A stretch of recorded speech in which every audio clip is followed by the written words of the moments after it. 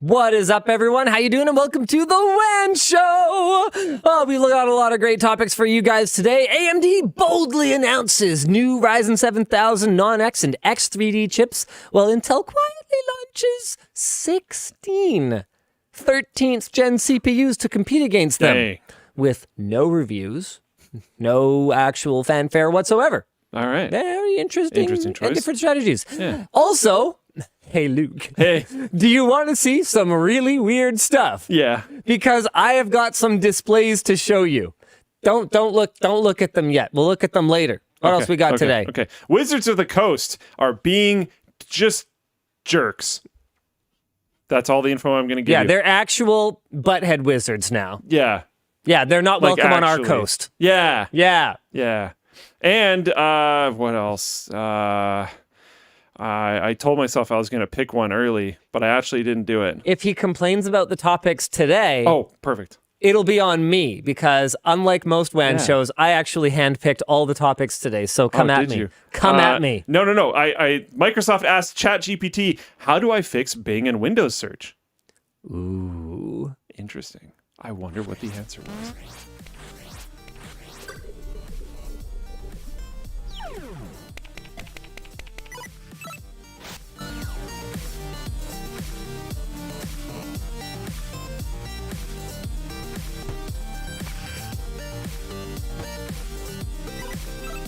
The show is brought to you today by Acer, The Ridge, and Squarespace. Why don't we jump right into our headline topic today? Hey, Luke, look Hey. at these weird displays. Okay, you're not allowed, don't look at anything. Stop, Okay. just stop. Okay. All right. Plenty of high resolution and high refresh rate monitors were unveiled at CES this year. But I want to show Luke the monitor technologies that require a little more justification than big and sharp and high refresh rate.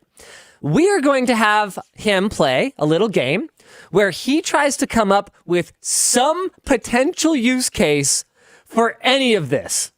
Okay. Do you think you can do it? Are you ready? Yeah, I actually think I can. I don't know what any of the monitors are, but I'm sure I can think of something. We're going to start here. I'm just going to fire up my my laptop sharing thing here. There you go. It's up there. We're going to start with ASUS Spatial Vision. That's right. This is a laptop with the world's first glasses-free 3D OLED technology. Okay.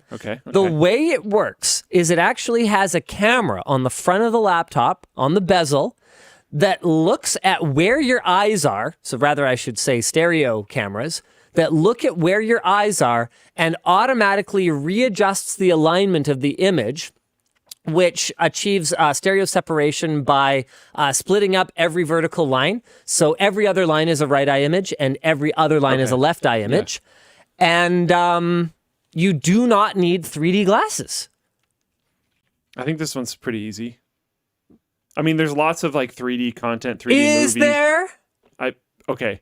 Is there, I though? might have to qualify. Are you sure that the year is not 2014? There's lots of old ones. Yeah.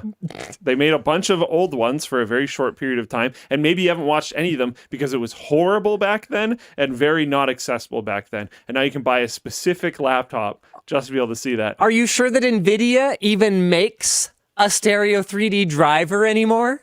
Oh. That's interesting. Wait, there's got to be other ways. I'm sure if it's a laptop, right? So I'm sure whatever they are powering the laptop with is able to display it. Okay, what would you do with it? I don't want it. I do nothing with it. I have no personal use case for this at all. This is stupid. There's no way I would buy that. No question. All right. After Luke gives his answer, I'm going to give the real answer. So I'm assuming it has something to do with like architectural stuff. there are apparently 2D to 3D layers that you can apply to games to the point where you can play games that were not developed for stereoscopic 3D in stereo 3D. It adds another camera view somehow. What games? Apparently modern ones. I have not tried it. This I have does not sound like it's going to be every game. I have not personally tried it, sir. Okay. Sir, I'm going to have to ask you, sir. I wouldn't try this with multiplayer games. You're probably going to get banned. Okay, but more realistically, professional applications Yeah. where your boss comes to your desk, this is an alternative to throwing on a VR headset. Yeah. So theoretically, I think, don't quote me on this. No, it obviously wouldn't be able to track two people at once. Okay, I don't know. Just ignore it. But the point is, if someone was at your desk, you could show them and manipulate a model. Wheel to the side, whatever. And it could pop out or go behind the screen, and they could really get a better sense of the scale. Like, say, for example... Why is it a laptop?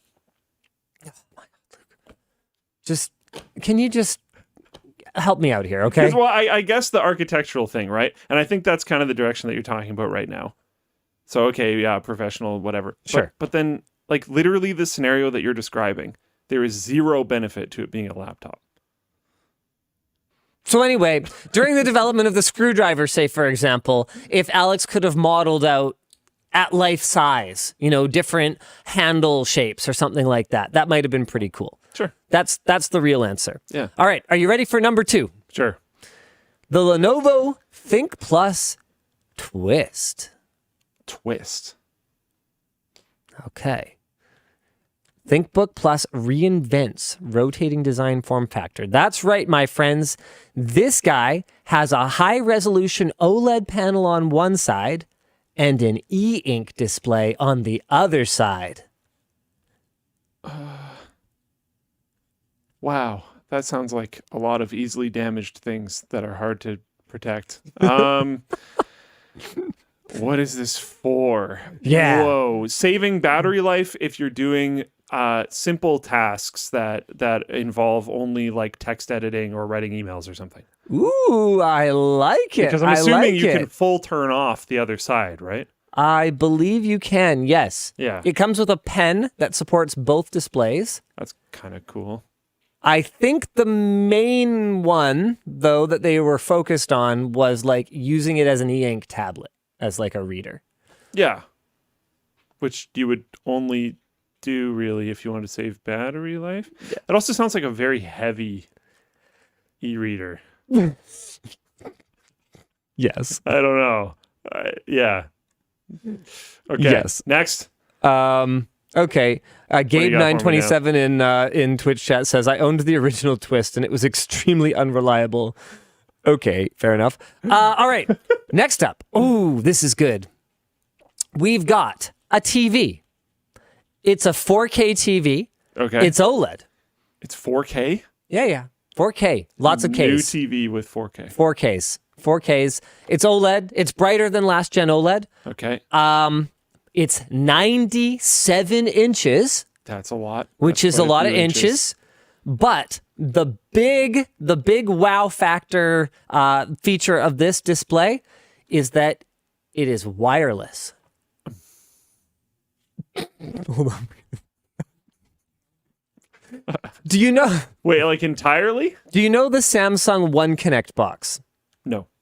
Okay. Basically, Samsung has this super slim cable that you can wire up your wall, and that carries power and display, and then this box that you can have in your media console that has all your HDMI inputs and your optical connection, Ethernet, whatever else. Yeah. So it's called the One Connect box. Well, LG is kicking that up a notch with the Zero Connect box. How do they deliver power? Okay. Why you got to be an asshole? Well, you're saying it's cableless. Okay. The box, the Zero Connect box, wirelessly transmits 120 hertz 4K video with, they apparently haven't measured it, very low latency. Haven't measured it. That is complete crap. There is no way they haven't measured it. I don't make bets. I guarantee you they have measured it. There is no possibility where they have not measured it. I'm sure they just G-Sync. don't want to report it. It supports G-Sync. That's cool. Okay. How does it receive power? From the wall. What the heck? I know if you're sending one cable, I can understand. Okay, I'm sending one cable. That's a lot better than like 15. If you're talking about like a computer or something, sending one cable compared to 2 is not a problem. I actually don't care about the second And don't forget cable. that the Samsung One Connect is one cable. Oh, that's way worse for this. Okay, one justification. I will give you the one possible justification. A, this is part of their signature line. I don't think they expect to sell a ton of them. I hope not. And B, don't be a dick. They might want to measure that latency first before they do that. And B, okay, a potential use case for this. This could be the actual viable version of the video we did earlier this week with the wireless GPU. Wireless GPU, yeah. So you can have, it's a 97-inch TV. That is basically like theater size. And if you could have your connection box in a cabinet on the side of the room or at the back of the room or whatever, and all your consoles and all your other crap is over there, and all you need is power, it could make for a very clean install. But you can afford a theater room and a signature TV, so you can probably afford a drywaller. So like... Just run one of the cables. Cut a hole in the wall and embed a cable in the wall. I will say, for this one, I will give them a prop. It's a cool like progression of technology. Sure. It just doesn't matter because you're still sending a power cable.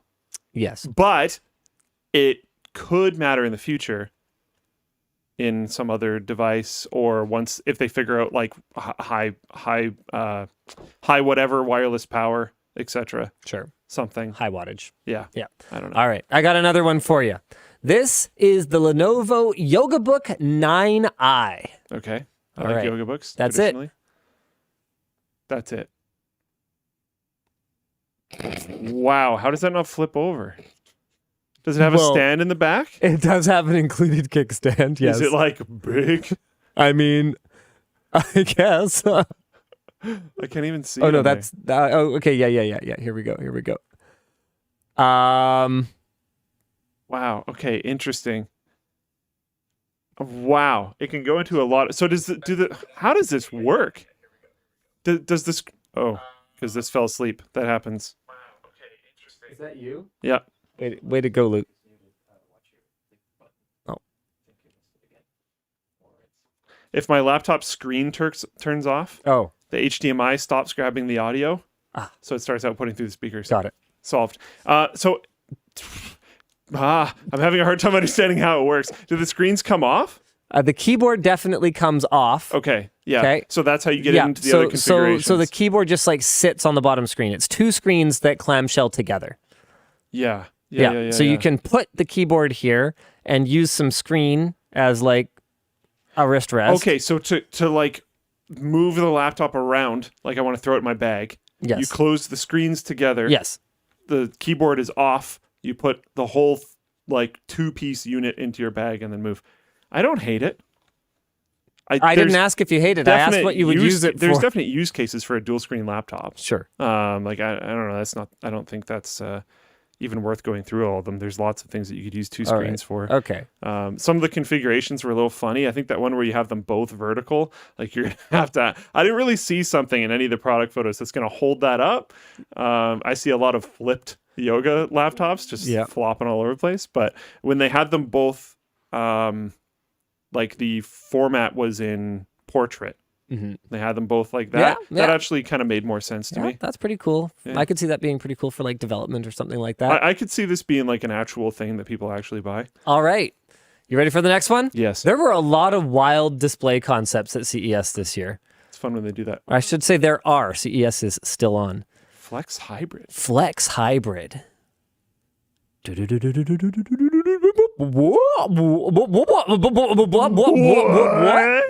What?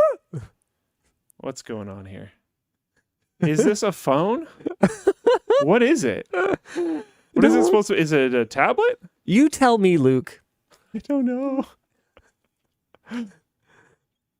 It looks like it's supposed to be a phone. Like the camera in the corner looked like a phone camera. Okay, do you want to see it again? Again? Yeah. Okay, here we go. We'll see it again. Like that looked like a phone thing. Why? But look, there's all the styles over here. Sure. No one's ever going to make specific apps for this, by the way, whoever came up with that. Okay, so it's the same as like your phone, but it's really big, and also you can make it really bigger. Again, this feels like cool technology, but I don't think that device itself matters, if that makes sense. Okay. And we've seen all of that before. We've seen like where it kind of rolls out more screen when you pull on it. I don't think we've seen them together. Correct. I don't think we have. I'm just saying the individual pieces we have seen before. Oh, there's more from Samsung. Oh, great. Very good. Samsung Display, I should clarify. Slidable Flex Solo. Yes. I actually like this Luke Reacts channel. Okay, so what? Okay, again, what is this?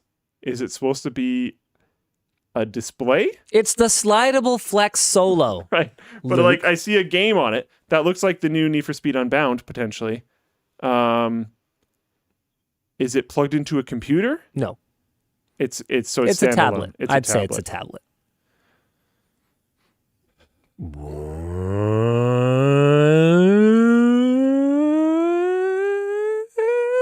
Okay, this is weird. How the app, the how it's being used right now is really weird. I guess it's just playing a video Yeah. Sure. of someone using it. Yes. It's not actually in use. Yes. I mean, this is kind of neat, I guess. I don't know. I wouldn't want it. That's not the question, Luke. The question What is, would it what be could used you for? use it for? I mean, it's just a tablet that gets bigger. So it's probably easier to carry around, especially if you're not carrying around a backpack. So you're carrying around like a purse, and you find that this can fit in there, but then you could make it bigger.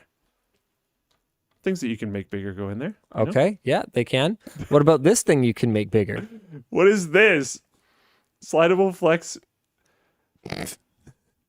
Oh, so it just goes both directions.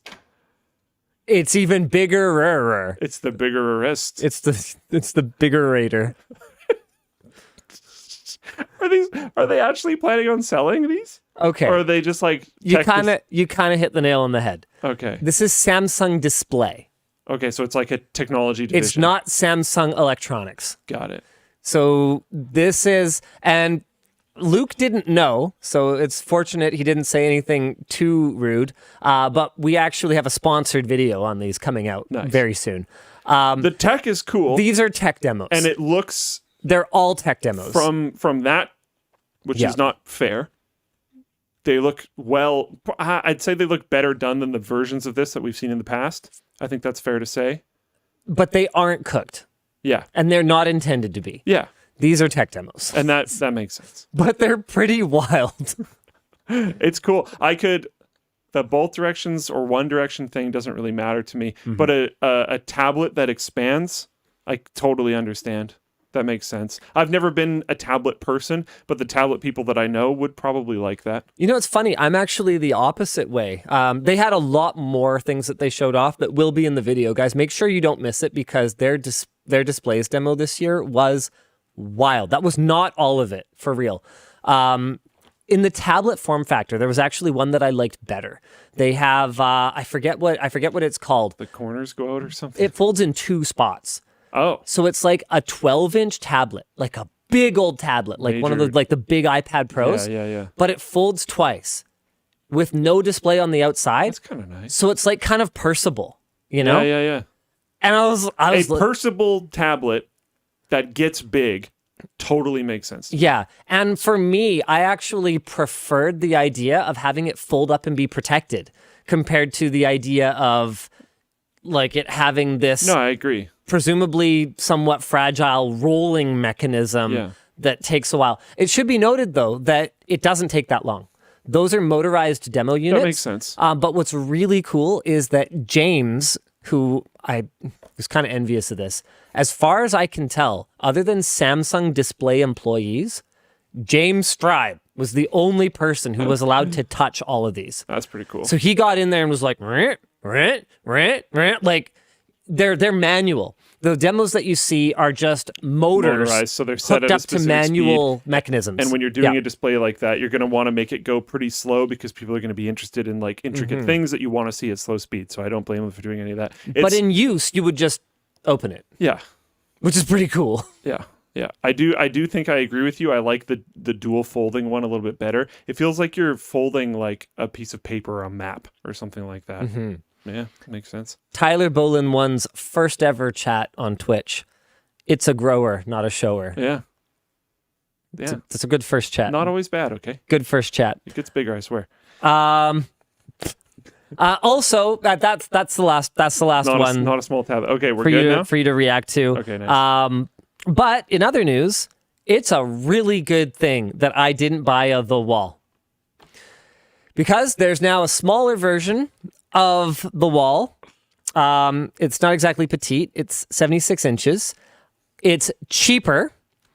And get this, they'll do 240 hertz now.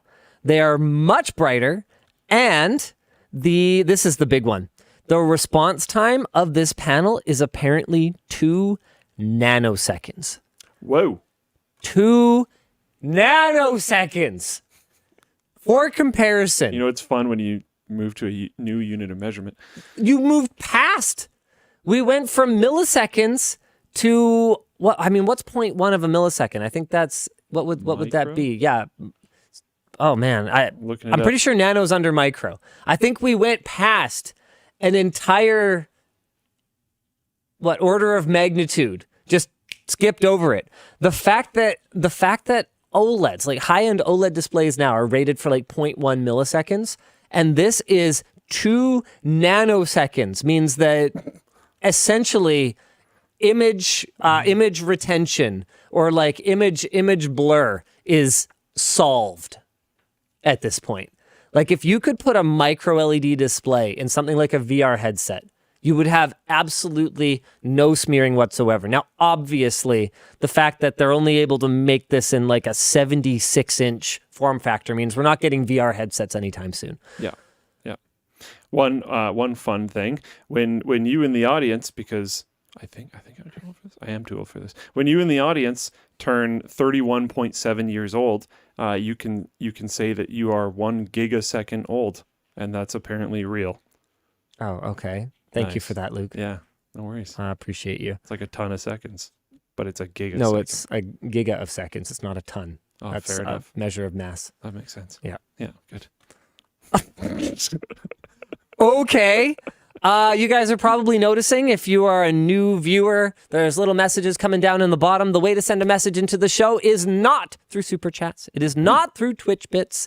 It is by either being subscribed on Floatplane. We do actually monitor the Floatplane chat more closely. Or by sending in a merch message. That's right. Instead of just throwing money at the screen, you can throw money at the screen and get some cool stuff in the mail, whether it's a t-shirt or a cool hoodie or a screwdriver. It'll arrive eventually, I swear it. A water bottle. LTTstore.com is the place to go. And in the checkout, you can leave a merch message, which will either show up along the bottom, get a response from our producer, Dan, or we might even talk about whatever it is that you said on the show. Sup, Hayden F. Just shouting out. Picked up the backpack. Very nice. Backpack reviews, so good. Yeah. So it's moving real good. People are loving it. Speaking of monetization, Wizards of the Coast tightens D&D open gaming license, angering community. I think angering community is a bit of an understatement, but sure. Mild understatement. This is not a community that tends to be big on anger or know how to combat things or write very well. So I'm sure this won't be terrible for them. A leaked version of Wizards of the Coast new open gaming license revision for Dungeons and Dragons is causing massive customer backlash. Luckily, it's leaked. Not just customers. Have time to fix it. Massive backlash. From everyone. Yeah, because it's terrible. The new revision demands that anyone making money that anyone making money from D&D to directly report it to Wizards of the Coast and potentially pay a 25% royalty on gross revenue. Okay, that's important. That last bit is really important. I think that many people do not really maybe they just don't really think about all the different terms that businesses use to describe money. Oh, okay? yeah. So, for example, I mentioned on a recent WAN show that this year, 2023, could be the first year that merch outpaces video production for Linus Media Group or whatever the, Yvonne Umbrella Corporation, but for our revenue. That does not mean, and I've seen a lot of people that have sort of misconstrued that to mean that merch is more profitable. That ain't the case. Physical goods have much higher Tons overhead. of expenses. You got to ship it around. You got to make it. You got to R&D it. Yada yada yada. Customer Revenue support is a measure of the sheer top line number of dollars that come into your company, but there are a few different places where revenue gets kind of cut down to become the actual amount left at the end. So let's start first with your COGS, your cost of goods sold. Okay, so when I bring in $70 of revenue on a screwdriver, I then get to subtract the actual cost of my screwdriver. So now I'm left with my gross profit. Not gross like ew icky, but gross like not the opposite of net. Yeah. Yeah, okay, so I'm left with my gross profit. So that's essentially the amount of money minus the cost of goods sold. But my costs aren't done yet. To calculate my net profit, okay, the amount that I actually made on the screwdriver, I then need to subtract any associated costs. So we have to pack this thing. Somebody has to do that. They need to be paid. We have to put it in a box. That costs money. Whoever made the box has to be paid. There's going to be QC. There's going to be QC. There's also going to be some general overhead that's not necessarily associated with just this screwdriver, but with screwdrivers in general. We might have some bad units once in a while. We need to send out replacement units via the Trust Me Bro guarantee. R&D. There's the R&D that gets to be amortized, but certainly has to be paid for at some point. So then we get to our net profit. Then when we're done with that, now I'm going to get a little bit fuzzy on the terms because I don't, believe it or not, actually work in our accounting department. And we have to pay taxes on that profit. And that's where we're left with, I forget if it's like earnings or like whatever, net earnings or whatever the actual difference is. So don't worry too much about the terms. The point is you've got your revenue, you've got your gross profit, you've got your profit after you account for paying salaries and operating costs, electricity for your building and all that other stuff.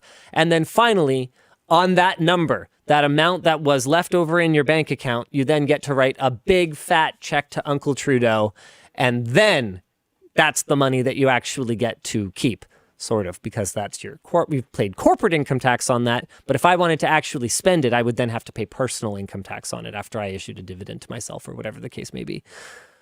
Okay? Cool. So 25% royalty, let's come back to Wizards of the Coast, is on gross revenues. That's why this is so nasty, because it doesn't matter if you made any money even. So you might have lost money and then need to give them money. They will take their cut and... Really, guys? And so say you didn't make money on it. Say you lost money on it. And then they came, gave you the finger, and took 25% of the original amount anyways. And... that also gives them free reign to use those works in any way they see fit without compensating you in perpetuity. In any way. Forever. And they can even sub-license it. Heck yeah. Really? Dude. The previous version of the license was in place for more than 20 years and allowed broad royalty-free use of D&D's game mechanics and helped the tabletop RPGs grow into the $2.5 million industry that they are today. I actually bet you if that wasn't in place for the 20 years that it was in place, they wouldn't be nowhere near the size of company that they are now. And I don't think it would be anywhere near as ubiquitous as it is now either. Yep. The previous the new version does not allow for anything beyond game, books, and PDFs. This eliminates videos, virtual tabletop implementations. Kind of huge. Computer games, also kind of huge. Novels, apps, graphic novels, music, and any other form of media from being created with the IP. Here's the really wild thing to me. The old license was perpetual. So the new license, Luke and I think both read up on this before coming into the show. The new license specifically has language in it that allows them to alter the deal at any point. Pray I don't alter it further. But the old one didn't. I suspect if you created something already using the old license, that you're probably still fine. Yeah, but like I gotta imagine that are they just anticipating that nobody will have the money or time to challenge them on this? Because the original that's usually how these things work. The original timeline for this had it going into effect in like 2 days from now or something like that. Like the people were basically being given no time to agree, comply, and move forward with these new license terms, which is wild. You've gone and you've built this ecosystem that is thriving. You're clearly doing fine. Okay? Wizards of the Coast brought in almost $1 billion of revenue last year. That is more than a third of the industry's revenue. You are fine. You have this openness to thank for your growth. And now what? Some bean counter who, I promise, has never even touched D&D, has no idea how important third-party contributions are to the ecosystem, came in and said, well, why not more? No, we should get money from this. Yeah, why not? Brutal. Meanwhile, Hasbro and Wizards of the Coast are already dealing with significant backlash from the Magic the Gathering community over overprinting cards. Bank of America devalued the stock last month after their research analyst came to the conclusion that the overprinting was destroying the long-term value of the MTG brand. Yikes. This ain't gonna help, guys. Your brand is everything. People don't have to play Dungeons and Dragons. Do you know how many games there are to play? Do you know how tabletop games? Do you know how passionate the tabletop gaming community is? Yeah, they'll make a new one. And they can. Trust me, they can. Do you know how easy it is to make a definitely not Dungeons and definitely not Dragons game? It's a dice fantasy game. It's like elves and You didn't invent that. For real, though. Yeah. Like, really? Yeah. Do you have any idea what you're doing? I'm not even hyper into D&D. But I'm still looking at this going, this is classic. This is classic, having absolutely no idea. Out of touch, parent company. Absolutely no idea what you're doing. Yep. Yeah. This is great. We're getting lots of suggestions here. We've got caves and lizards, jails and wyverns, huts and lizards. This is what I'm talking about, right? Now, this 25% royalty, okay, Wizards of the Coast estimates that only about 20 companies will be affected by it. And from their point of view, why should they be essentially funding competitors? But that's the thing, is, again, you are missing the forest for the trees here. I had never heard of any of those other companies until this headline hit my Google News feed. And that's what I was kind of referencing near the beginning, is like, all I knew was Dungeons and Dragons. D&D is the big game in the space. Yeah, you're the Kleenex. Yeah. So why are you coming out and starting a media war, a community war in front of everybody with every other brand of nose tissue? All you're doing is like to use terms that maybe someone in your community might understand, but I suspect you won't. You're exposing part of your armor and allowing another smaller group to take a massive shot, because like if somebody in this community that makes a really good, compelling product, which there are genuinely many, just uses this to get a massive leg up, it's very likely going to work. Like, you're going to get wrecked because there are other very compelling products. But right now, or before today, I guess, if someone is really into D&D and they play for a really long time, they might keep playing D&D, or maybe they go and play one of these other things, right? Okay, well, they're still in that community.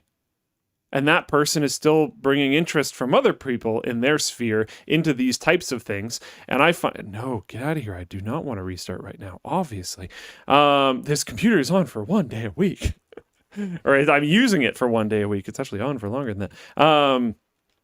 Anyways, they're bringing more people into the space, and a lot of people, when they come into the tabletop RPG space, are going to default to D&D. Of course they are. They're not going to default to one of these other games because they've heard this forever. Armor and shot. No, I was talking about exposed armor. Come on. Lumilius in Floatplane Chat says it was very, very clear from the leaks that Wizards of the Coast has already knows to expect backlash, and they're just accepting that as cost of doing business. I can't even imagine this is going to be a significant amount of money. It could be, because that 25% tier is at $750,000 of revenue per year. And so if there's 20 of them, well, that's at least $15 million. So you could take 25% of $15 million. It wouldn't hurt. But then again, we're talking about at the scale of their business. Like, why? And they're creating so much administrative red tape For what? Like, everyone's expected to report their projects in to Wizards of the Coast. Someone has to review all that. Remember we were talking about those financial breakdown things? Yeah. Now you have to factor in the revenue loss that they're going to have, and I guarantee you they're going to have it. This is a very passionate community, and they are not going to like this. So they're going to switch to other games. And some of these other games or platforms, they included like music, whatever else, some of these other things, various forms of implementation, they can pivot. Assuming that their previous works fall under the original license, so they're still fine, new works can pivot. Tommy Blue clarified something. Yes, I'm sorry. If you are doing 750,000 plus revenue, it's 25% on anything past that. So it's kind of like a bloody hell, I forget the word. Like, it's kind of like how tax brackets work. So yes, you're in the higher bracket, but that bracket only applies to your personal income over whatever level. Someone in chat is talking about using ChatGPT to alter how D&D works to make a new game. Like, yeah, I don't know if you're making stuff in this space and your company, if your company's revenue is over 750 grand and you're making something in this space, first off, good job. Second off, pivot, find a way. I'm sure you can do it. Screw these guys. Don't give them that 25%. By the way, I took some fun ones from Floatplane, some potential names for D&D competitors. Okay. We've got Swamps and Donkey. We've got Plains and Snakes. Nice. Okay. Nice. Basements and Virgins.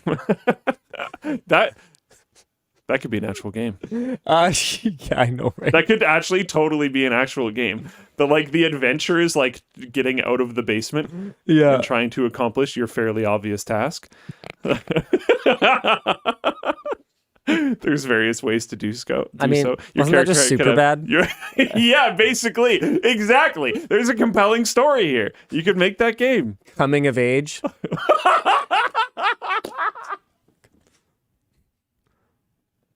That's the expansion. And then to round out the trilogy, we've got Fun for the Whole Family. Oh, no. What? No, because you've had children. Where did you go with that? Disgusting. Disgusting. Get your mind out of the gutter, sir. Get out of the gutter, step bro.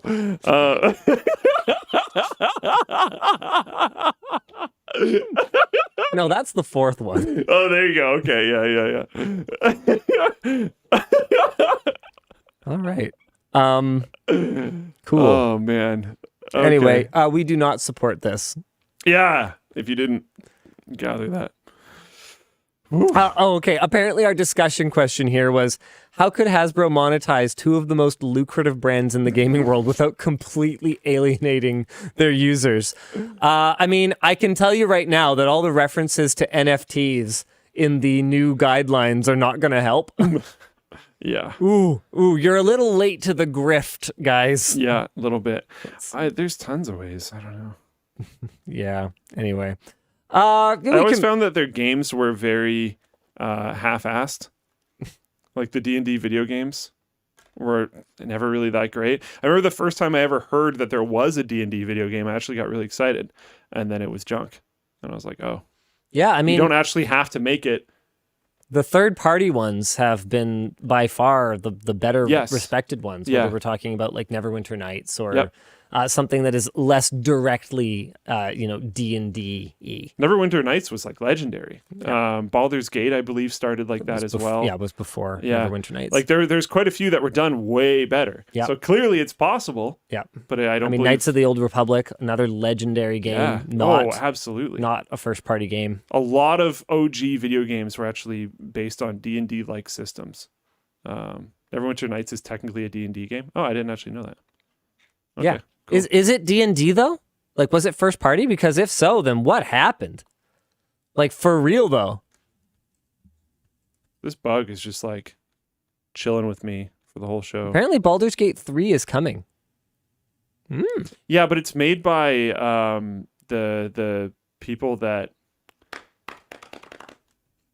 Are we saying that as a plus for Wizards of the Coast? Because Baldur's Gate 3 is made by the company that made another game that I can't remember right now that is really, really, really good. And I'm expecting Baldur's Gate 3 is going to be fantastic. Larian Studios. Yes. Larian Studios. what's the name of it? The most previous game that they made was Divinity Original Sin 2. It's really good. It's made by Larian Studios. It's a fantastic game. So I have really high hopes for Baldur's Gate 3. Like Cool. very, very high hopes. All right. Let's hope for the best. I have on record. I have the soundtrack for Divinity Original Sin 2 signed by the whole dev team, not the whole dev team, but a bunch of the dev team, because at PAX East the dev team was there. Cool. So I brought the record and got them to sign it. It was pretty sweet. That's very cool. Yeah. Luke's been trying to get me to play it. We've done it. We started a co-op campaign. We've made it as far as the tutorial. We got off the boat. Yeah, we got off the boat and then stopped. Yeah, it was fun though. Yes, we it just was don't fun. always have a ton of time, and we often want to play with your son, and it's a little. Yeah, I don't think he'd be quite there yet for enjoying. Well, that it's game. 2-player. So no, I thought it was 4. Oh, but we started a 2-player game. Yeah, so I think we'd have to make a new game. I think. Yeah. And then expecting all 3 of those schedules to align, I think, is a tall order. It's a little rough. Yeah, the amount of Divinity Original Sin 2 games that I have because of wanting to integrate a new person and they want to make their own character and stuff, so you end up forking like a million times is pretty crazy. But yeah, fantastic game, and as far as my understanding goes, Larian is a fantastic studio. So apparently, yeah, Baldur's Gate is officially licensed D&D. Mind you, that was a hot minute ago. So hopefully that's going to change. Anyway, in terms of ideas to monetize the IP, clearly there are plenty, and they don't have to just the fact that alienate their player Baldur's base. Gate 3 and it's being released now means they didn't take advantage of that. Yeah, that's true. Like, that's fair. I don't know, man. I think there's lots of ways. I'm also surprised. Has there been a movie? D&D movie. What would that even look like? Well, like, I don't know. Dungeons and Dragons Honor Among Thieves is apparently coming this year. 2023. I could see this. I could see it being great. I could see it being terrible. Yeah. Yep. I don't feel like it's going to land in the middle. I think it's going to be atrocious or great. Well, Hugh Grant is in it. Is that a good thing or a bad thing? I mean, it's Hugh Grant, so I'm not very good with like. it depends if you like celebrities. his sort of likable awkwardness. I feel like they need to kind of brush over that it's D&D, you know? Apparently there was a horrible one. In 2000, Dungeons & Dragons, IMDb 2000. I didn't even know about this. Well, it has 3.6 stars out of 10, so it looks like you didn't really miss out on much. Yeah, really. But like the fact that I didn't know about it is rough. At like 50 to 60%, there's a chance that you'll just be like, herder, good movie. At 36% of people liked it, Yeah. the odds are not looking good. Yep. If you want the odds of your message appearing down there to be high, you're going to want to send in a merch message. Dan, do you want to give us a couple, and then we'll try and do the rest of the curated merch messages towards the end of the show? Sure, that sounds good. Let's see. I've got one here from Ashke. Buying a bottle for my friend's birthday. At Linus, how do you decide which videos go up on weekdays versus weekends? Depends when they're done. Nice and simple. In a perfect world, we'd actually love to come out with a banger on Saturday, just because Friday's WAN show, and WAN show doesn't like perform the same way that a typical VOD does. So we'd love to be able to come out strong, just so that, you know, algorithmically we're sending signals that we don't upload, you know, 2 wet farts in a row. Google claims up and down that doesn't matter, but it like totally does. Yeah.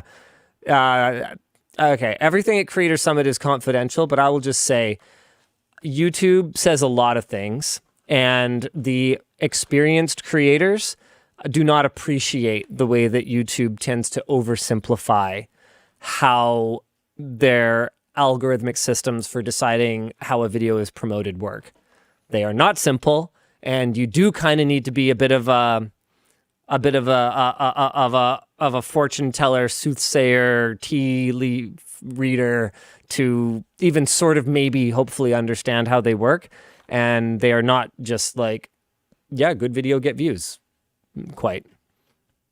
Anywho. Yeah, but it doesn't usually work out that way though. We do our best. Yeah. Okay, I got another one here from Jacob. Hi, Linus and Luke. Do you guys think Floatplane will ever turn into a big streaming service for techies? Not in the way, not like for techies. It's not for techies. It's for everybody. We have a lawyer on the platform.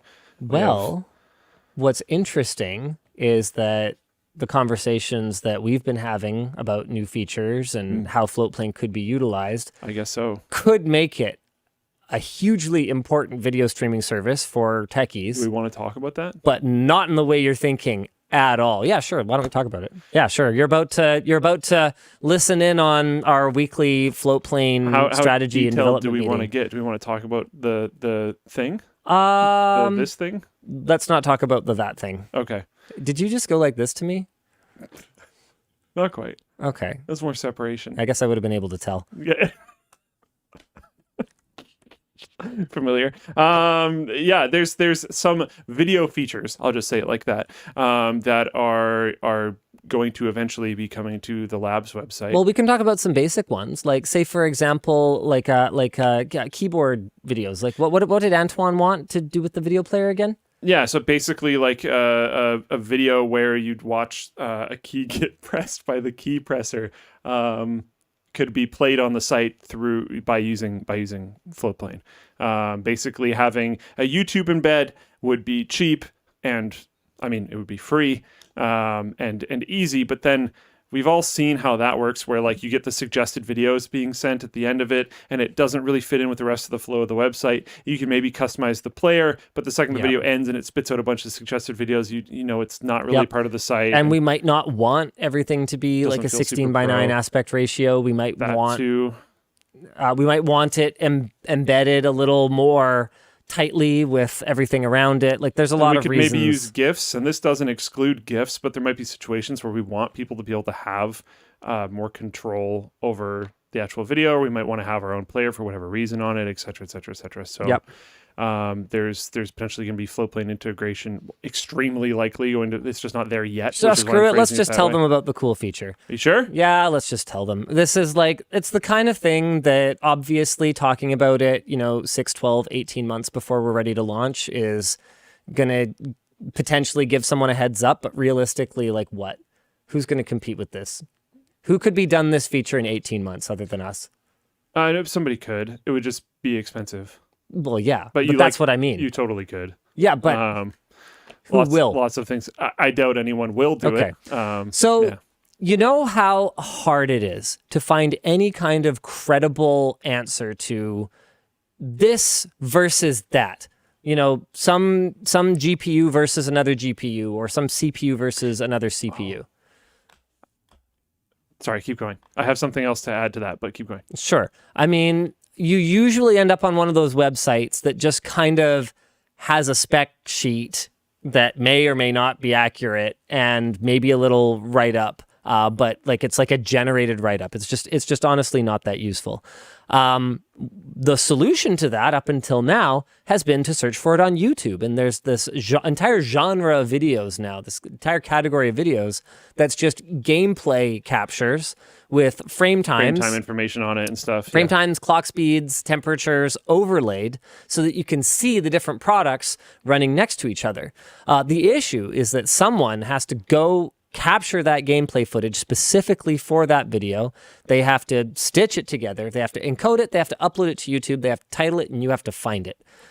Well, what if on the lab's website we had a comparison engine that gave you the specs, obviously, so you could compare the specs, the architecture, clock speed, CUDA cores, or whatever else the case may be, but where you could also dynamically generate side-by-side video of whatever games you want to see, of whatever cards you want to see, and we had a custom player that could play them back so that you could really see the difference in gameplay experience. And like stitch it into one player so that it's a good experience and whatnot.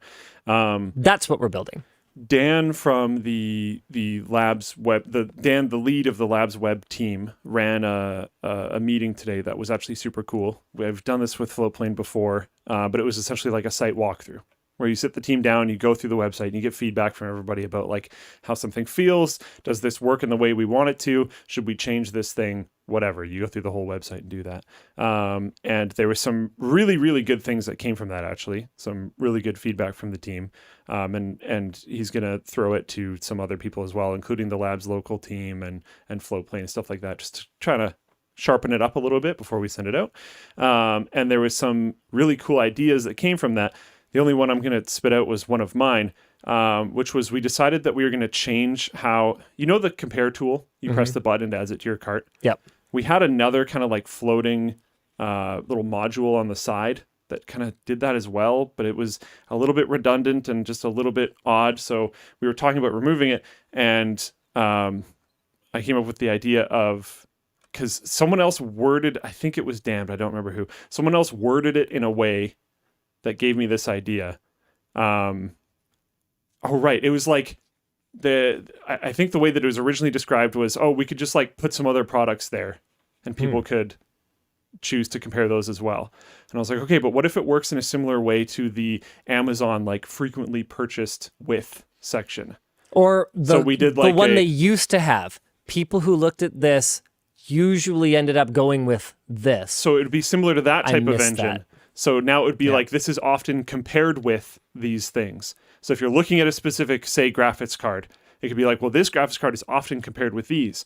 So if you hear of some graphics card from your friend and you're technical enough to know about the lab's website, but maybe you're not so into gaming performance, so you're not super technical in the way of understanding GPUs and their performance and all the different range of possible ones there are out there, and you look up this graphics card, you could see, or maybe headphones, right? Yep. Might I also suggest? Yeah. Maybe you should compare against these other ones as well, because everyone else does. So the lab's local team doesn't have to like manually come up with these lists of suggested compares. It just happens fairly automatically. So that's like a cool idea. It'll take some time to build, but absolutely. I'm super not cool. saying it's coming now. I have no idea when we're going to work on it. We have lots of things to do. Guys, there's so much potential here. Like, exactly. Depending on how much we can automate a lot of this capture, there is the potential, but this will not happen in the short term, but there's the potential that you could basically kind of preview, whatever combination of hardware you're interested in. Obviously, there'd be limitations, right? We're not going to go start throwing RTX 4090s on, Core 2 Quad Q6600s just for jollies so that people can play around with it. We would want to focus on things that are actually realistic, but the whole idea here is to not just generate this data, not just generate these captures, but make it more digestible. I've got people asking, would this be free? Some level of it will be free. I can't promise that everything will be free. If you're sitting there... Landed on my face. That was bound to happen eventually. Like if you're sitting there, running to the point where we're looking at it going, you're running a small business. You're in here for like 2 hours a day, every day, configuring systems for people, sucking up video bandwidth. At some point, you might just need a pro account. So I don't know where that line is going to be. I didn't want to do it at all. I'm just being transparent, because like when Linus first suggested the side-by-side viewer thing, which was the first idea of integrating, he was like YouTube, right? Yeah. I was like, please, these are unlisted videos on YouTube, and he was like, nope, I want to do it this way. And I was like, okay, what if we did this other option? He was like, nope, I want to do it this way. And I'm like, I'm not okay, wrong. Cool. No, you're not. But this website doesn't have a ton of potential in its current form to make money, and playing video costs a lot of money. So what are we going to do, bro? Buy screwdrivers. And this was his answer. And now I'm sitting here like, okay, I have to build this thing that's just going to saddle like a ton of cost. And it's concerning. So we're going to have to figure out at some point how we monetize it. Maybe you have access to certain levels of features. Maybe you can watch a certain amount of comparisons a day or a week or whatever. I have no idea. But just leaving it fully uncorked all the time when we don't want to be super annoying or aggressive with ads. Are we going to have any ads? We don't want to say that right now, I'm assuming. But they're not going to be like super annoying because he's going to want to use it, so they can't be super annoying. We'll almost certainly aggressively pursue affiliate revenue. Yeah. Like that is one of the That ideas. makes sense. Yeah. Yeah, like if you're ultimately sitting on our site to make a purchase decision, then we want a piece of that, because if you think about it, who did the work? Amazon or us? If you buy ultimately whatever it is that you buy, did the brand do the work? No. Did the retailer do the work? No. What is we it called? did the work. What is it called when you're a retail employee and you get a certain amount of money for the amount of products that commission? Yeah, it's effectively commission. In that case. or like a spiff or whatever you want to call it. Like that's something that we would absolutely pursue. Now, what I can commit now is that suggestion engine, for example, that Luke is talking about, will not prefer items that we get better commissions on. Yeah. That is my 100% promise to you. It would be purely based on in perpetuity. Genuinely what things people compare the thing you're looking at with. Because it's one of those things that makes me so angry about Amazon. That's why that went away. That's why. That makes sense. And it was the only thing I used to shop. Their site is utterly unnavigable now. I don't know if that's a word, and I don't care. The point is that was how I shopped, because already their site was impossible to navigate. So if I could find something that was approximately what I'm looking for, then that carousel that had people who viewed this usually bought this was how I found things, like almost every time. And so that's what I want to bring back. I want us to be able to have you show up on some piece of pair of headphones, have a little thing that pops up and says, hey, couldn't help noticing you're looking at AirPods Max. Would you consider perhaps something that is not heavy and that sounds better? Yeah, basically though. So I think that's really cool. I would have never thought about that if I wasn't prompted by whoever on the team said it. I think it was Dan again. And there was a lot of other actually really cool things that came out of that meeting. So I'm quite excited. But yeah, Floatplane is going to be involved with the lab's website in some way. It seems kind of inevitable now, because he just says, no, we're doing it every time I try to bring up alternatives. Here's the thing. Like, what's the point of being vertically integrated? No, yeah, I get it. My only concern is cost. We have media production, media playback, testing, and we've got this site that needs what? Test data, okay, media production, and media playback. Well, okay, maybe I'll use some other media playback. So, no, I'm not going to do that. No, it's a great solution, and it's going to end up being very good technically. The only concerns that I have are on the business side. And there were some ideas of like maybe the feature is entirely locked behind a Floatplane subscription, and we just make it so you can subscribe to Floatplane or the Linus Tech Tips Floatplane through the lab's website. Absolutely. Or whatever. That will almost certainly happen, is a more all-you-can-eat Floatplane subscription that also includes some kind of perks on the lab's website. I think that we're going to see some kind of rejuvenation of linustechtips.com, the forum, where there will be certain privileges that are granted from that Floatplane subscription. So the more value that we can add to a Floatplane subscription, ultimately, I think the more this whole thing will make sense. If we're talking about theoretical features that might never exist, another idea of integrating forum stuff is there's been thoughts where the comments, if we decided to do comments, there are no comments right now. This might never be a thing. There might never be comments at all. Like, don't take this too far. But if we decide to do comments, okay, Luke. If we decide to do comments, Sure. They could be integrated in a way where it's really just the forum. And the posts on it are just a thread. Forum posts. It's just a thread. Yeah. That is then integrated into the lab's website, so it's viewable on both, et cetera, et cetera, et cetera. And it might just be this like mesh of websites that form into because that'll help with the site. forum's SEO. So it'll like drive up activity. It will just add more user-generated content to the forum, which again is also good for SEO. Not like the forum's ever going to make money, but like.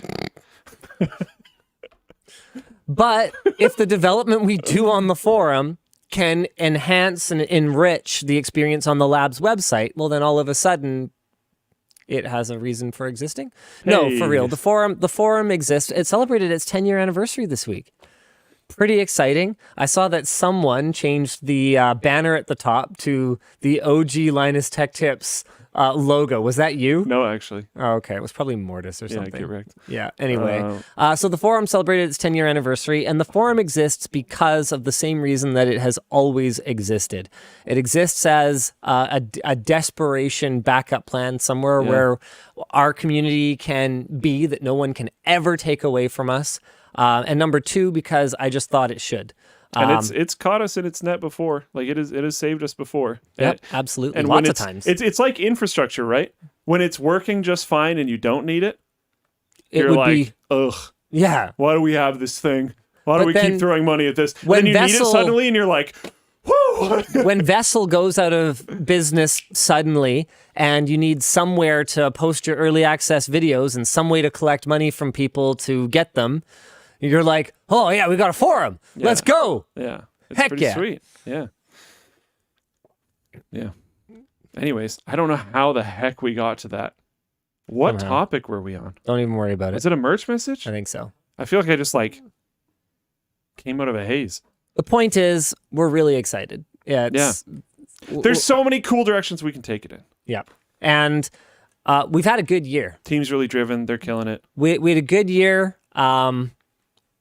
We're hiring. We're building it. Let's go. I've seen a ton of speculation. It's really funny because we're so transparent. Like who else but us would put an actual sales counter on the product page for their two biggest launches of the year? Yeah. We are so painfully transparent. I did flag that when we were making that feature, but yeah. I know. And the amount of speculation that I see that, Linus has overextended himself on the lab. Keck W, he's going to go under. We're fine. Yeah. I'm fine. We're all He's good. fine. Yep. Everyone is fine. Yep. We're growing. Oh, speaking of making money and surviving sponsors. Also, pay attention to the linusmediagroup.com/jobs page. Yeah, go look. Yeah. I'm actually hiring right now. Yes. Literally. Yes, you are. Yeah. Really? Yes. No, you're not. Oh. Wow. Not literally. Yeah. But I'm literally going to tell you about our sponsors right now. Thanks to Acer for sponsoring the show today. Designed for today's mobile professionals, Acer's new lineup of Swift laptops, I loved the first Swift, by the way, pack a punch in their compact and light packages. They're made out of aerospace-grade aluminum with diamond-cut edges, and the Swift Go lineup has a confidence-inspiring build quality and stylish looks. The Swift Go 14 and Swift Go 16 blend the latest technology with vibrant, color-accurate OLED displays to give you a great on-the-go experience in an ultra-portable package, and you can take on more demanding tasks with NVIDIA GeForce RTX 4050 graphics on board the Swift X and enjoy that OLED display to its fullest potential. The Swift X's advanced thermals include a larger fan that draws in more air to keep the internals cool. I mean, that is what you want to do, along with a dedicated air inlet keyboard. Okay. And dual D6 copper heat pipes. The OLED display features a 120 Hz refresh rate and is covered in an antimicrobial Corning Gorilla Glass. And with Intel Evo platform processors and Windows 11 coming standard, you can experience everything a modern laptop has to offer. Check out the lineup of Acer Swift laptops at the link in the video description. The show is also brought to you by The Ridge. They changed their name. Okay, I was just going to say, is this a different company? Or they changed the name of the wallet. The Ridge has redefined. No longer seeks to redefine. It has redefined the traditional wallet with its compact and stylish designs. Ridge wallets. Okay, now it's Ridge wallets. I don't know which way is up and down and left and right. They can hold up to 12 cards plus room for cash with either a money clip or elastic band. They have over 30 color and style variations, including carbon fiber and burnt titanium, so there's something for every taste.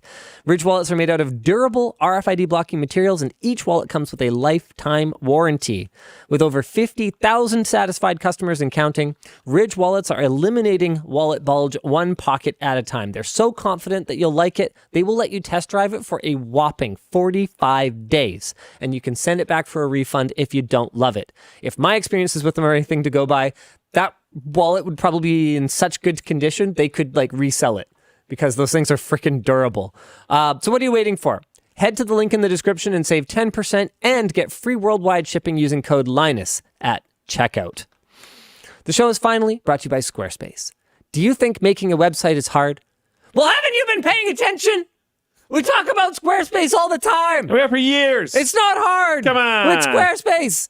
You'll have your website up and running in a matter of hours. Squarespace has award-winning templates that will help make your website stand out. I thought maybe some of you weren't paying attention. This is the third sponsor spot. Get to wake you up here. Yeah. So say goodbye to drab GeoCities-inspired crap and say hello to Squarespace. Plus, if you're interested in how your website is doing, which you should be, they have built-in tools to help you find out what you're doing right and what you're doing wrong. Both our LinusMediaGroup.com and LTX Expo websites were built quickly using Squarespace.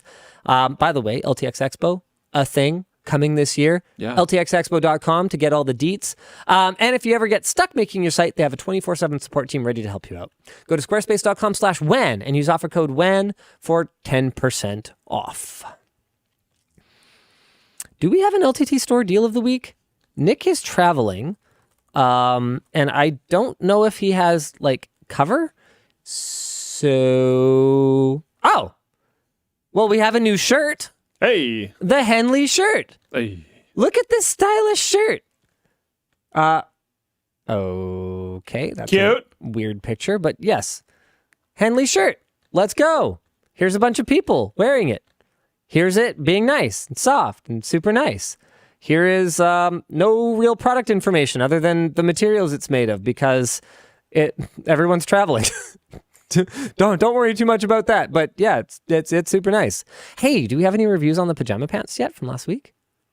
I kind of doubt it. Yeah, people. We don't send out a notification to leave a review for a month or something like that. So after we launch something, there's a month and then there's this flood of reviews. Yeah, I was going to say they would need to have it and then have had it for enough time to actually formulate a good review. So, yeah. Speaking of the store, let's talk about your junk. You're doing an underwear photo shoot? Yeah, so we have new patterns for the underwear. The only reason that I put this in the doc was because we were talking about it, but then we never finished our conversation. Oh, okay. So Nick gave me a 3-week warning that we have new underwear patterns coming. So since he told me, I have done some form of workout every day. Nice. My goal is to have no softening layer. I have abs, you can see them, but I want to not have. I think I can tell. I want to not. I think have your the abs soft have layer. more bulk than they normally do. So because you've always been pretty cut, but I don't think I've seen that much bulk in your abs before. So it makes sense. Well, that's because almost everything I do is cardio. Yeah. Normally. Yeah.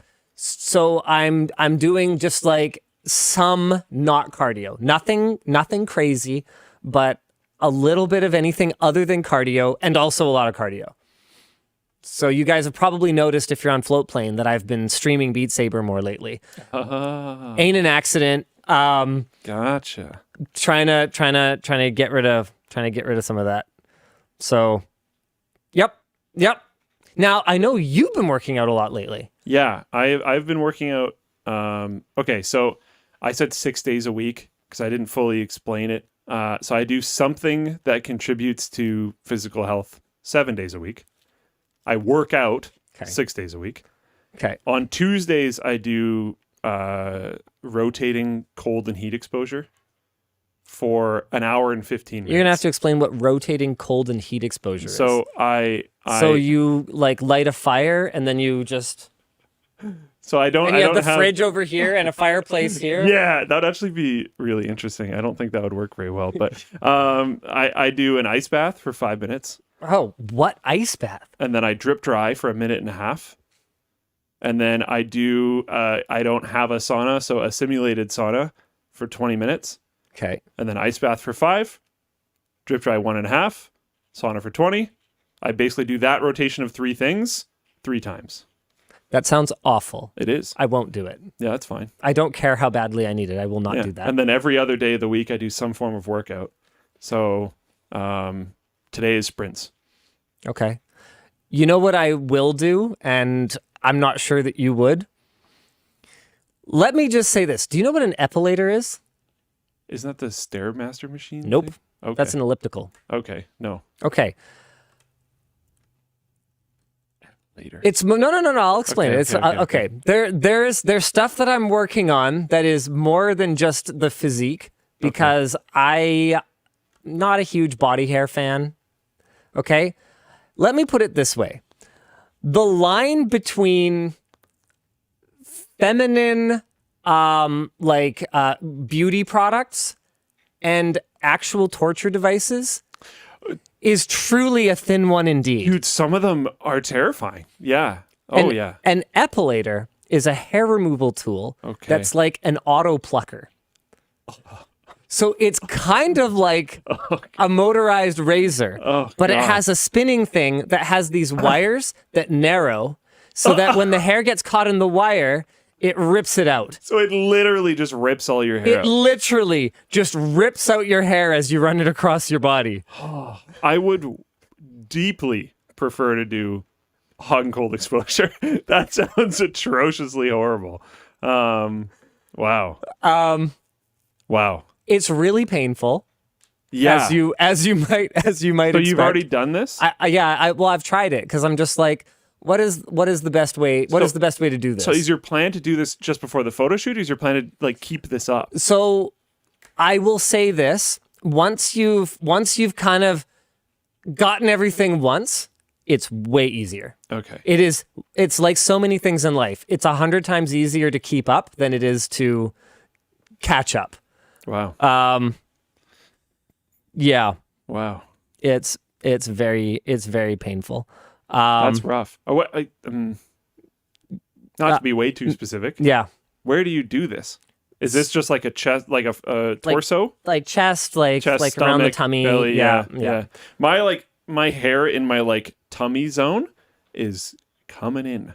I thought for a long, my dad has like I used to joke and I'd like slap my dad in the chest, just be like, killed all the forest animals because because he had like all this hair. He was very hairy. And even in my like late 20s, I was like, not gonna be me. Yeah. Must have got the genes from the other side of the family, whatever. And now my tummy, I never really pay attention. And I brushed it the other day and I was like, yeah. So when I why met is that so long? When I met Yvonne, it was like, oh, a little treasure trail. Yeah. And now it's like thick above the It's belly the treasure button. forest. Yeah. And it's Go in like there with Link's Adventure. Yeah, Find and a the Master Sword. And as soon as there's no clear bare patch between the chest and the tummy and the legs, Yeah. it's like Bit of a different look. Yeah. yeah. I'm very jealous of both of you. You're jealous. Oh Why? yeah. Well, no, he's a hairy dude. Oh my god. Oh. Yeah. Yeah. Okay. Yeah, and okay. So people are bringing up laser. I can afford laser. Not gonna hide that. Finding a place that'll do laser on men, not easy.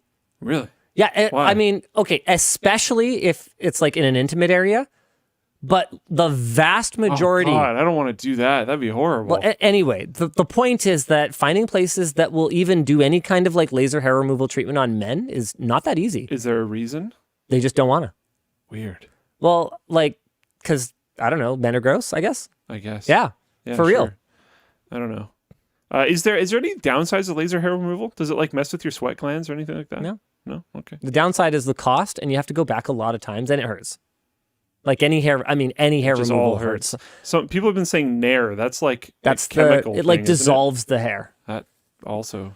Wow. That creeps me out. Yeah. Honestly, I'd rather the pain than put a chemical that dissolves hair all over my body. Like Yeah. if we were talking Your like skin's an organ, my dudes. yeah, if we were talking like, oh, I wanna It absorbs stuff. I wanna like oh man, what would I even Okay, if we were talking like, oh, my stupid watch strap is always catching in my hair, and I'm just going to do like a little patch around my wrist or something like that. I'd probably throw some You Nair want on to there. run the epilator in a circle around your Yeah, I think your I would wrist? not do that. Yeah, I think yeah. I would not do that. Yeah. But if it's like a significant chunk of your body, I think I'd rather do it the natural way. People are talking in Floatplane chat. They're like, lasers are almost always done on women. So it's viewed as like a safe space or something. Like, I don't Wouldn't know. it be a private room? Like, what does that even mean? They want to avoid harassment towards the staff. I mean, yeah, I don't know. Sure, I guess. I don't know. I just know that I called a couple places and they were just not, they were like, I'm sorry, I can tell by your voice we will not be working on you. I'm like, oh, okay. Really? Yeah. They were just like, nope. That doesn't seem fair. Well, What if you just have a deep voice? I mean, they clarified, obviously, Okay, but okay, I'm I got you. basically they were immediately not interested in talking to me. Yeah. Um, Rough. I might have somebody to recommend. oh, Geek Power says gay guys definitely get laser removal done. I'd imagine there'd be a number of places in a big city like Vancouver. Yeah, I was probably just like calling the wrong places. Like if That you makes go sense. if you go somewhere that like specializes in that community or whatever else, Yeah. then I'm sure I've worked on guys before. Yeah, that makes sense. Yeah. Anyway, the point is, Is that even legal? to epilating deny service? hurts. I don't know. Yeah, I imagine. Yeah. Yeah. I hate. Yeah, I hate. I've always disliked pulling hairs. I don't know. It just sucks. I don't know. And it's very like localized and really sharp. Like it feels like a needle. Like I feel like when you get, I don't know why, different forms of pain, despite even potentially being more like in quotes painful, are Yeah. easier to deal with. Yeah, like this is the same guy that was it last week or the week before you were talking about. Oh no, it was the worst videos video where you were talking about like getting someone to tackle you as hard as Yeah, they like could. that's and, actually whatever. not a huge deal. But to like me. if I pluck one of a pluck a I monobrow would hair. literally rather that you tackled me. Yeah, I Yeah. get it. Yeah, I get it 100%. It's just for some reason, maybe it's totally mental, but Yeah. it's just easier to deal with. Yep. I don't know what it is or why or whatever, but it's just always been that way. Yeah. Oh the heck! This is the second time this show. How did we get here? I don't know. It doesn't Where matter. did we get here from? Oh right, the modeling session. Okay, that makes Yeah. sense. Yeah, So yeah. I'm gonna be ready this time. I'm gonna be ready. Nice. Yeah.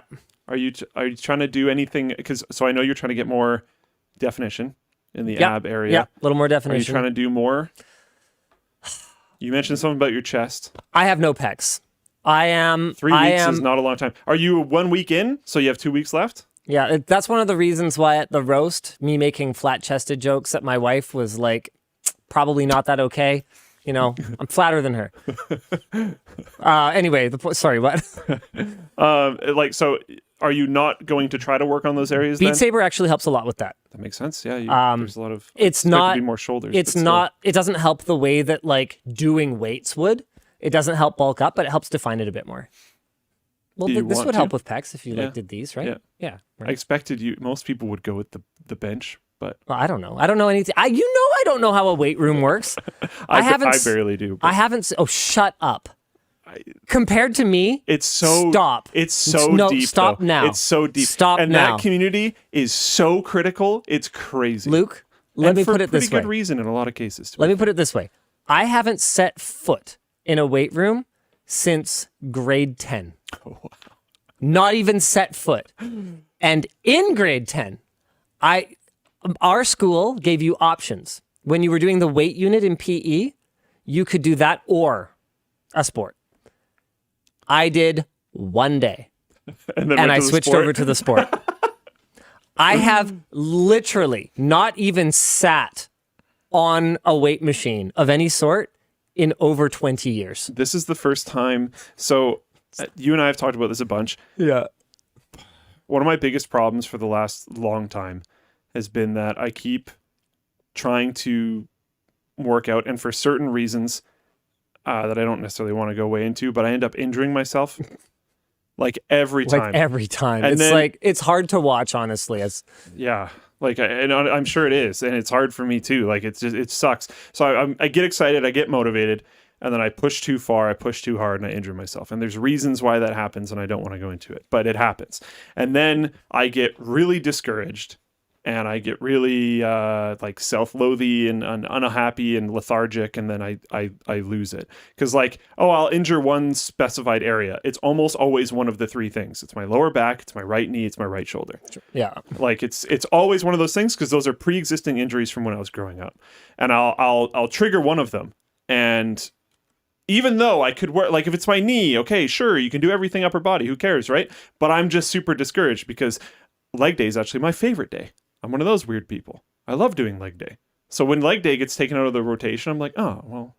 It's hard to get motivated. If it's my shoulder, if it's my lower back, I'm just kind of screwed. But if it's my shoulder, it's like, okay, well, I could keep doing leg day. But then I'm like, okay. But the upper body stuff is the stuff you actually get like credit for. Yeah. So then now I'm just like, well, that sucks. And I just get really demotivated. So my biggest goal this time, by a huge amount, form is everything. I usually don't get injured because of form problems. I don't want to get into it. It's a way longer conversation. It is. But the big goal this time is don't get injured. Yeah. So I'm doing everything really High five. Yeah. Yeah. I'm doing everything really, really scientifically. Okay. I have notebooks. Yep. I track everything. Well, I know you have that trainer. Not right now. Oh. I'm going to be going back to him. Okay, cool. Because he was fantastic. There's nothing against him. Right now, my schedule is just too weird. I was doing stuff previously. I got sick for 3 weeks there. I have wisdom teeth coming out soon. There's just stuff all over the place. Once my schedule gets a little bit more, do steroids? No. Oh my god. What? No. Jeez. Trust me, my penis is small enough. I think. Or balls, rather. Yeah.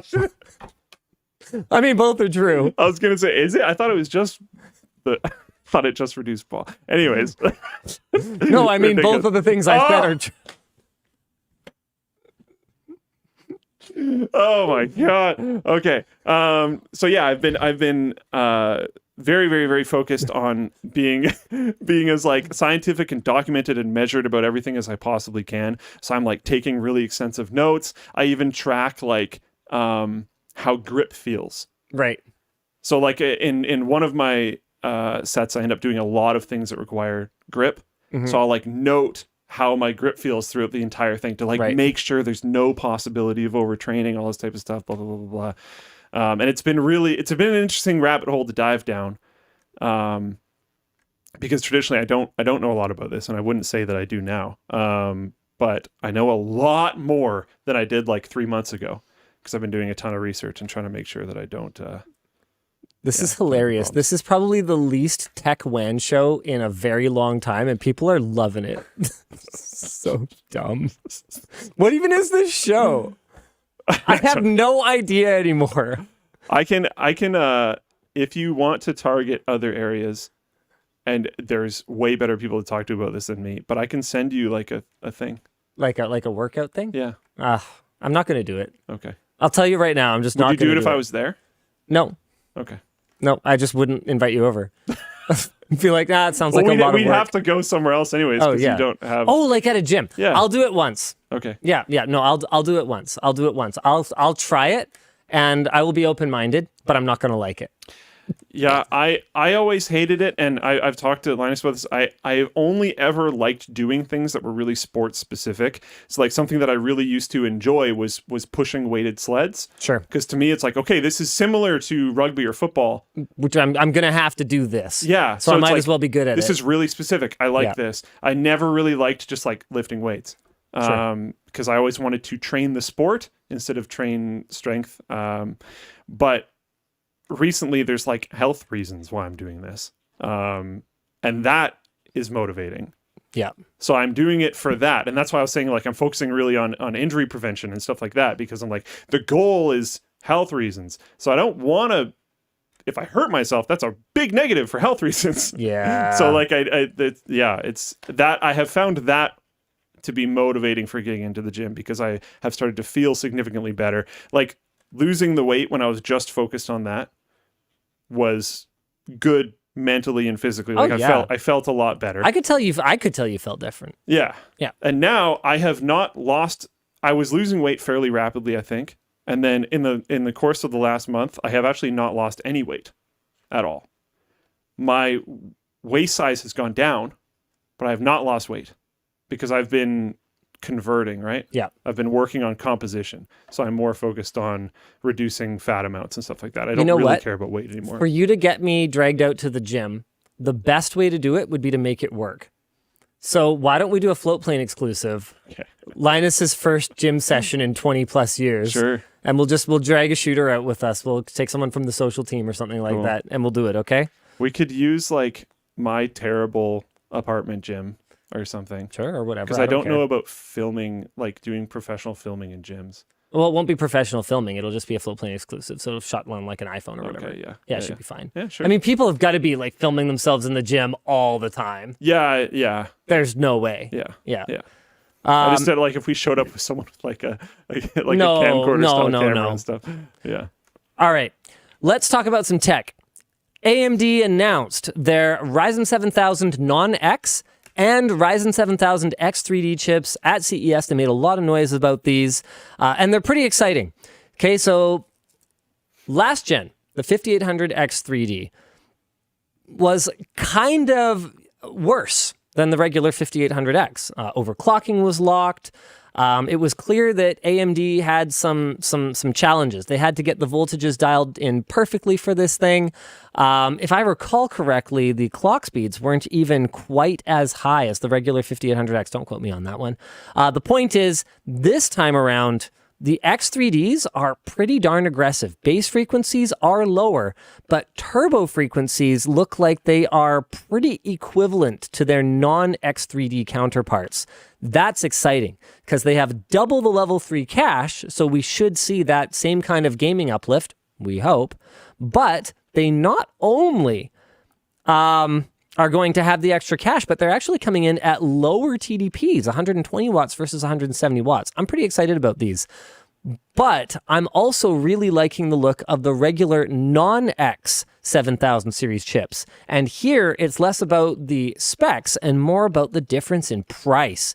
The 7900 is over $100 less than the X.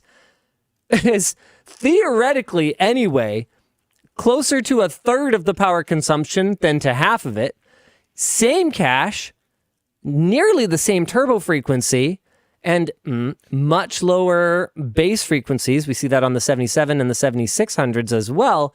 But man, these things could be gaming monsters for a much lower price and much lower power consumption, which is a big deal these days. Meanwhile, Intel launched T-Series and regular non-K series chips that completely slipped under our radar. They're supposedly launched. I can't see anywhere you can buy them. And I didn't see a single review. We didn't even get so much as a heads up that these things were coming, let alone review samples, which leads me to believe that this could be bad. Here's the info on these. They are mistakenly labeled as unlocked, apparently. They are, in fact, not unlocked.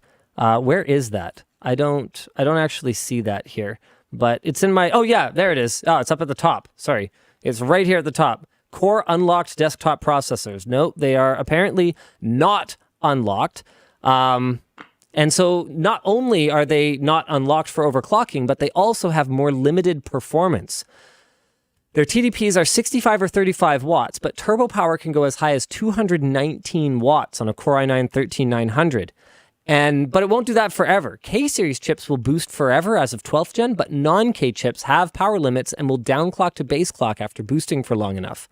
The Core i5-13600 and below also have some interesting characteristics. Level 2 cache drops to 11.5 versus 20 megabytes for the K variant. Remember how I was just talking about AMD's X3D chips and how adding more cache can be really great for gaming? Well, you can probably extrapolate what taking cache away is likely to do. Leaked slides showing this led to speculation that these chips are actually derived from Alder Lake. Oh, instead of Raptor Lake. Interesting. I doubt that. I doubt that. There are some improvements over 12th gen. So the i5s have more E-cores apparently. Okay, so that's cool. Okay. Anthony wrote in here that they did not seed review samples at all. So, okay. But at least, hey, you get... Oh, Newegg has them now. Let's see. Are they actually in stock? Can I buy one? Yes, I can. And you get a free Intel screwdriver with purchase. What? Intel's competing with me now? I was just going to say. What's going on here, Intel? Where's the screwdriver? What's it look like? Whoa. Is it ratcheting? Okay. Well, there they are. So we're going to have to get on this. And either Intel's going to have to send us some samples or we're just going to have to buy them because I want to know what the crap is going on. Oh, yeah. Here's something you won't find that Intel also quietly did on any promotional slides, but they quietly increased the price of most 12th gen chips by 10%. So this actually makes 12th gen more expensive than 13th gen. Okay. Our discussion question is, what is Intel trying to hide with these quiet launches and price adjustments? Maybe that its name competes with one of the biggest media companies in the world. T-Series. Thanks. Got 'em. Thanks for that. And how is Intel expecting these to keep up with AMD's also just announced Ryzen 7000 non-X processors? Maybe they're not, which is why they shadow launched it. Yeah, I guess so. It's a little weird. Good luck, Intel. Yeah. Speaking of good luck, Dell apparently wants to phase out chips made in China by 2024. Yeah. Dell plans to stop using Chinese-made semiconductors in all its products, including chips produced by foreign suppliers inside China. They're also telling suppliers to reduce the amount of other made-in-China components in products. Dell is reportedly concerned about U.S.-China tensions after the U.S. added Chinese memory chip maker YTMC and 21 other major companies in China, in China's AI sector, to a trade blacklist in December.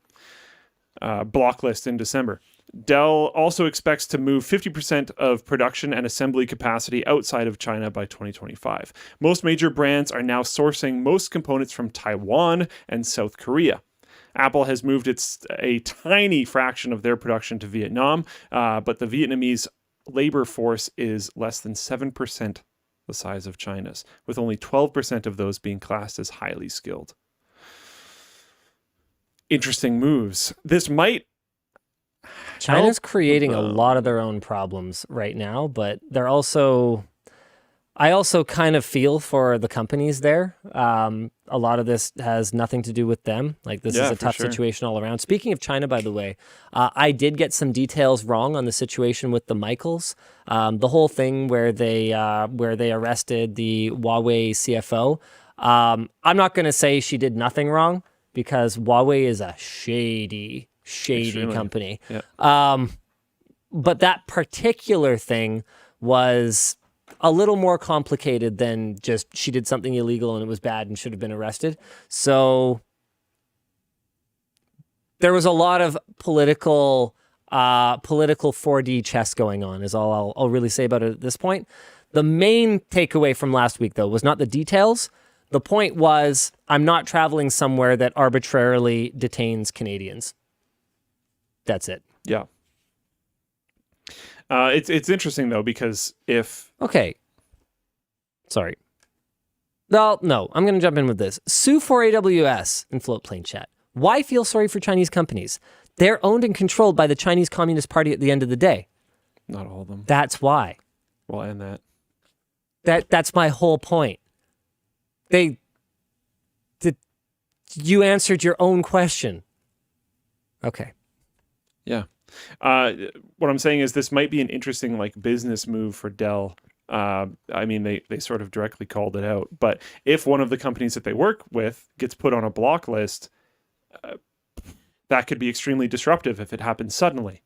But if they try to get ahead of the curve on this and work with companies that aren't going to be put on a block list because those companies are outside of there, say in Taiwan or elsewhere, or Vietnam or whatever, less disruption in the supply chain is good when you have a supply chain. It's going to be hard to have less disruption in the supply chain. I forget what the numbers are, but it's like an incredible percentage of Earth's rare earth metals are mined in China. There is no semiconductor industry as we know it. In places where China runs the mining. Yeah, that's a whole other thing. Yeah. Ooh! Yeah. Okay, moving on.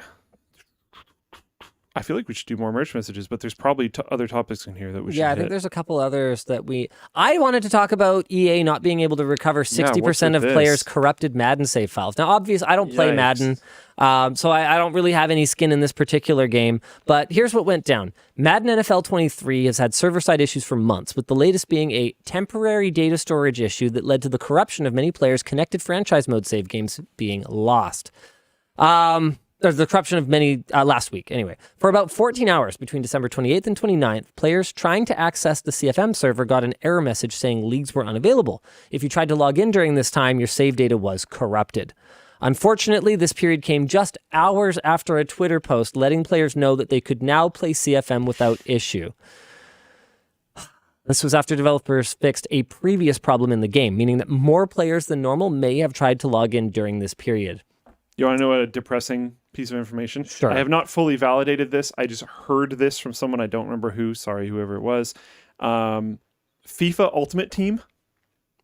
Not completely, but people are going to get mad at me if I say it because there's... Money printing machine. Yeah. Pay to win. Soccer, basically. Football, but yes. It's not because you can still be better than the other player. Shut up. Pay to win FIFA Soccer just brought in by itself, just FIFA Ultimate Team, more than Elden Ring made this year. Elden Ring was Game of the Year. Wow. And was like sometimes Game of the Year wins. They're not necessarily like the most popular thing, but Elden Ring was extremely popular. Oh yeah, it was a cultural moment. Absolutely. Yeah. FIFA Ultimate Team still made more money. Just annihilated it. Destroyed. So you wonder why the games industry is going the way that it is. Yeah. So the reason that I wanted to talk about this save game thing is that I have, as someone who has lost save files and then ultimately just never gone back and finished the game because of how disheartening that was. I feel for these guys. This sucks. And this is a huge part of why I get so angry at Nintendo for locking cloud saves on a portable device to people who pay a subscription. That should be illegal. This is why I didn't play Fantasian for so long. That RPG, from Hironobu Sakaguchi, I think is his name, but basically one of the guys that worked on Final Fantasy VI, like my all-time mostly favorite game. I would have said all-time through nostalgia glasses, it's my favorite game, but there's probably games I've played since then that I think objectively are better. But one of my all-time favorite games, and the reason that I didn't play it was because it was exclusive to Apple Arcade. And I had no way of knowing, I had no way of controlling that save file. Any save file that isn't on a server that I control doesn't exist as far as I'm concerned. This is why. This is my problem. Because if I lose it, all right, I lost it.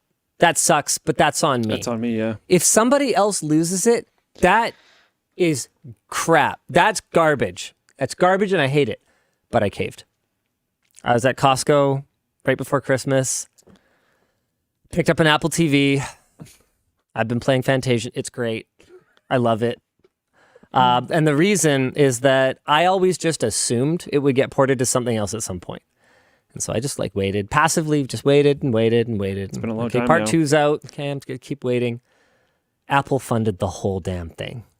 Oh. It's never going anywhere else. Yeah. Yeah. Yeah. Yeah. Yikes. Did we do the LTX update? I'm going to try and play it before I have to actually pay for arcade, though. But I did buy an Apple TV. Are you going to return it? Part of the reason I bought the Apple TV. No, that's not why I bought it at Costco. Part of the reason I bought the Apple TV is because I've been so bullish on the Shield for so long.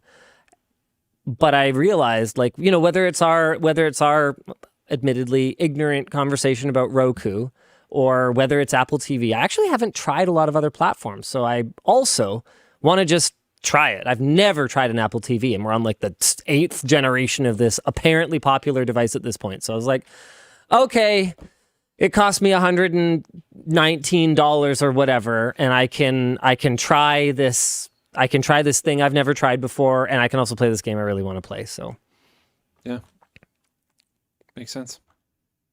Did we do the weekly update for LTX? No. Sarah made some wallpapers for LTX 2023, and they look amazing. Exciting. Is that it? Maybe? No, there we go. Hey, that is actually really that's cool. cute. These are for the different levels of whale land. Hey, got the dolphin, the these orca, are sweet. whale, Hell yeah, that's the winner. Then there's night mode. night mode whale. Oh, that's so sick. Yeah, leave Yeah, it to those are Sarah. cool. We've got some really cool desk pad designs coming. I signed off on one recently that I absolutely love. Actually done by Maria. Whaleland Who- desk pad would be I guess technically, yeah, her job is like graphic designer, but what she mostly does is thumbnails. So I never really thought of her as graphic designer. I thought of her as thumbnail specialist. So when I was like, oh yeah, who did this one? It was like Maria. I was like, oh, what? Oh, okay. Yeah, right. Right. That makes sense. That makes sense, yeah. Yeah. We're getting ready for sales this month, likely during WAN. Oh, WAN show on the 27th. We're being that clear. Okay. Okay, good luck, Or that team. weekend. Want to pick a time that works for as many people as possible, but we know that someone will always be inconvenienced. It's literally, last LTX people came from all over the world. There are literally more than 24 time zones. Yeah. There's only so much we can do to make sure that everyone gets a fair crack at it. Yeah. We can also probably do a preview of the ticket store / page once things are further along. Okay. Cool. Cool. Tesla finally announces Why is this in here? Do we a care? round steering You wheel. picked this? You I picked this whole thing. I Why picked would this. you pick this? Because I think it's really funny. Oh, because they gave up? Because the yoke Because their stock is like... because the yoke made me so irrationally angry. I do not like being But told it's a race car. I do not like being told how I am allowed to use my okay? I don't like it, and I think that while it might make sense in a track car, a Yokes are yoke, cool if you only turn them 90 degrees yes, or like a little bit more. it just I considered a Tesla at some point because I bought a new car. Yeah. The yoke was Much better such choice, by an- the way. absolute Deal breaker? deal breaker. There was no way that I was going to buy a vehicle that had a silly yoke for its steering wheel. And to the point where I actually looked up like third-party replacements, and oh man, it is sad how desperate people got to get rid of the yoke. I couldn't find anywhere that actually had like a nicely molded and wrapped like real replacement steering wheel. But what you can buy is like an awful clip-on, stupid, cringe like steering wheel completer for the yoke. And so when I saw this, I kind of went, I just really like it when super arrogant companies that have the balls to dictate to the user the better way that you didn't want and you're telling me you don't like, but it's better. I love it when they backtrack. It was funny when I love it. Blizzard did that in a pretty legendary way when they were talking about WoW Classic and the guy was asking for it and the person on stage was like, he said, you think you do, but you don't. And he was talking about like people wanting WoW Classic, and then they released it, and they're like, no one's really gonna play it and stuff. And then everyone like, played it broke until they ruined servers it right again. away. Yeah, basically. Yeah, pretty epic. Classic. No, that's Heck yeah. Blizzard. Speaking of other major companies, Microsoft asks ChatGPT, how do I... Hold on. There was one small detail. Okay. You can actually retrofit it now. Tesla will retrofit your yoke garbage with a steering wheel, and it'll cost you $700. I wonder how many people are going to do that. Frankly, I would pay it. 100%. Okay, yeah. Microsoft ChatGPT. Oh, wow. Panos Panay, hopefully I said that correct. Sure. I am very sorry. The man in charge of Windows told an audience at CES that the AI engine in AMD's new 7000 series chips is going to, in quotes, reinvent how you do everything in Windows. That's a big statement. He did not elaborate on how, but some journalists have been speculating that one improvement is going to be Windows search. I doubt it. Windows search has to be bad on purpose at this point. Yeah, that's actually, I feel that way as well. It's atrociously bad, and it's been atrociously bad for a really long time. Yeah. Search, genuinely, on like Windows 7 is far better. than Search on current search. Windows 98 SE is better Yeah. than the current search, honestly. Wild. Genuinely wild. In 2019, OpenAI entered an exclusive computing deal with Microsoft. All their offerings since then, from DALL-E to ChatGPT, have run on Azure servers. this $1 billion exclusivity deal is expected to extend to the desktop and perhaps also other parts of Microsoft's business. He called this. I called this hard. Called this so hard. I don't remember whether it was on WAN show or not. I but think it was private. I will vouch for you. I appreciate it. He called this super hard, like immediately after we talked about ChatGPT. Okay, go ahead. Yeah. Microsoft is apparently in talks with OpenAI about implementing ChatGPT into Bing, which is specifically what I called out, to improve search results and overall user experience. I mean, people, even without active access to the internet, people just stopped Googling things and started typing questions into ChatGPT with an active connection. Yeah. Literally, like, right when ChatGPT launched, I started looking into OpenAI a little bit more, saw that Microsoft had this $1 billion investment with technical exclusivity and all this type of stuff, and I was like, I see exactly where this is going. It's Bing. Because for whatever reason, the thing that they won't drop is Bing. They've wanted Bing to work for so long. So and bad. It just doesn't. They push it so hard and it sucks so much. Binged thing is the word Google, which has got to be so brutal. Yikes. And now they have ChatGPT. And one of the main things that was said about ChatGPT when it first came out, I don't see it as much these days, but when it first came out was that this was going to replace search. Not in its current iteration. Yeah. And the biggest reason why is its main data set is from 2021. You can find more recent stuff on it, and there is some more recent stuff on it, but it wasn't trained as extensively on recent stuff, and it's not able to search the internet. It's not searching more modern things on the internet, et cetera, et cetera. So with proper internet integration, or if like Microsoft does the internet stuff, like maybe ChatGPT doesn't search the internet, but Bing does look a little bit and gets some resources and supplements your input, and then spits an output from ChatGPT for you. What's it called? 4.0, the thing that it's running on. Currently it's running on 3.0. Yeah. The like engine that runs the large language model that's just behind GPT-4. GPT, GPT-3 is what we're currently using. GPT-4 is coming, and it's a massive improvement. So if they launch this with GPT-4, and it has some ability to scrape things from the internet, whether that's Bing feeding it information or what, it's going to be wild. Like Bing could literally win. Like overnight. Yeah. And meanwhile, Google search is, I swear it's getting worse. Feels like it's getting worse. All the time. There is, and I know some people are going to be like, Google has stuff too. Yes, Google has large language models. Google has these types of things but behind Google the scenes. seems to be also intentionally making your search results worse. But I feel like Microsoft wants to win enough that they won't do it. Yet. And then they'll win and then they'll do it because this is how everything works. Yeah. But like in the short term, I feel like they're going to focus on it being really good. Yeah. Jaden says in chat, ChatGPT actually gives me freaking answers to my questions, as opposed to Google searches where I have to sift through sites, disable my ad block, see 10 billion ads, and then try to read through an article that wafts for 60 paragraphs, blah, blah, blah, blah. Have I told you my trick for reading articles these days? I skip to the third paragraph. Oh, interesting. The first two paragraphs are almost always useless. And I learned this from, I won't name him, but I learned this from a friend of mine who used to write articles for a website that reviews phones. Some people might guess, but is this someone I know? Yeah. He informed me that a lot of the first bits of articles are there to make you scroll down. So you see more ads. Yeah.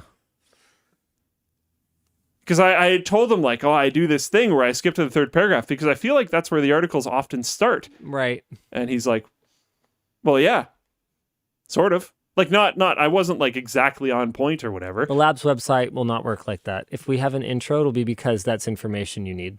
Yeah. Okay. The lab's website in its current form basically has a TLDR at the top. So it's like almost the opposite. The lab's website in its current form is a money-losing machine. Yeah.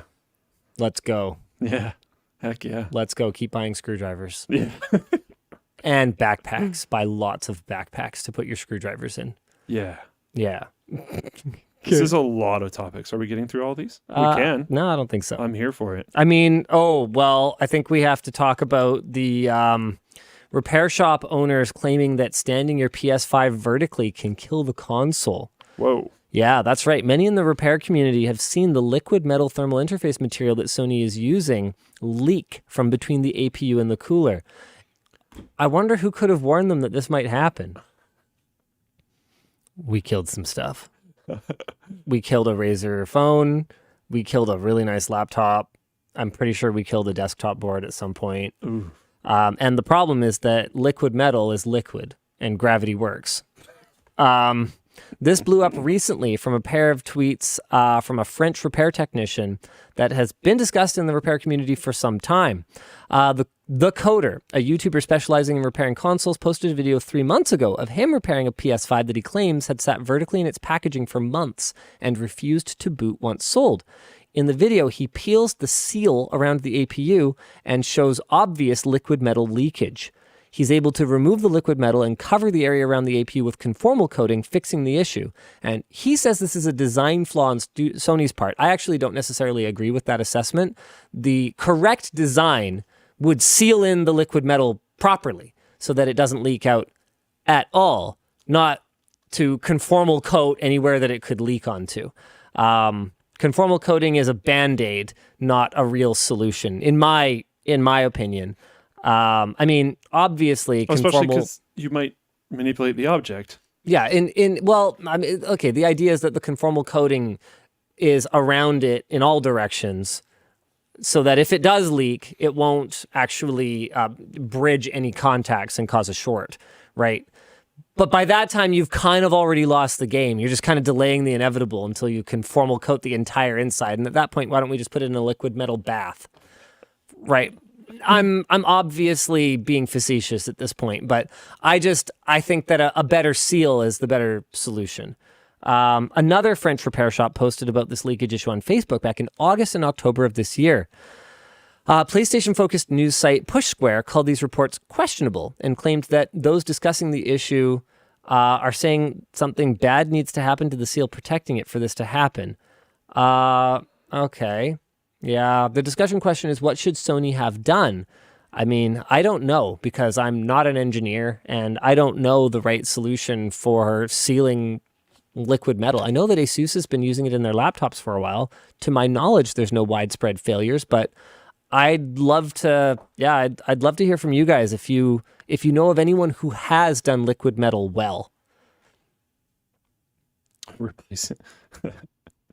Replace your PS5 head gasket every 20,000 miles. Pugnall suggests 20,000 frags. maybe it's a time thing. Maybe if we went back to before 1655, we wouldn't have this problem. Before Sir Isaac Newton discovered gravity. Oh, nice. Yeah. Yeah, then it wouldn't leak. That makes sense. That seems pretty good. Yep. In the meantime, if you have a PlayStation 5, maybe lay it flat. Cool. Let's do AMD finally admits the RX 7900 XTX overheating was caused by a defective vapor chamber.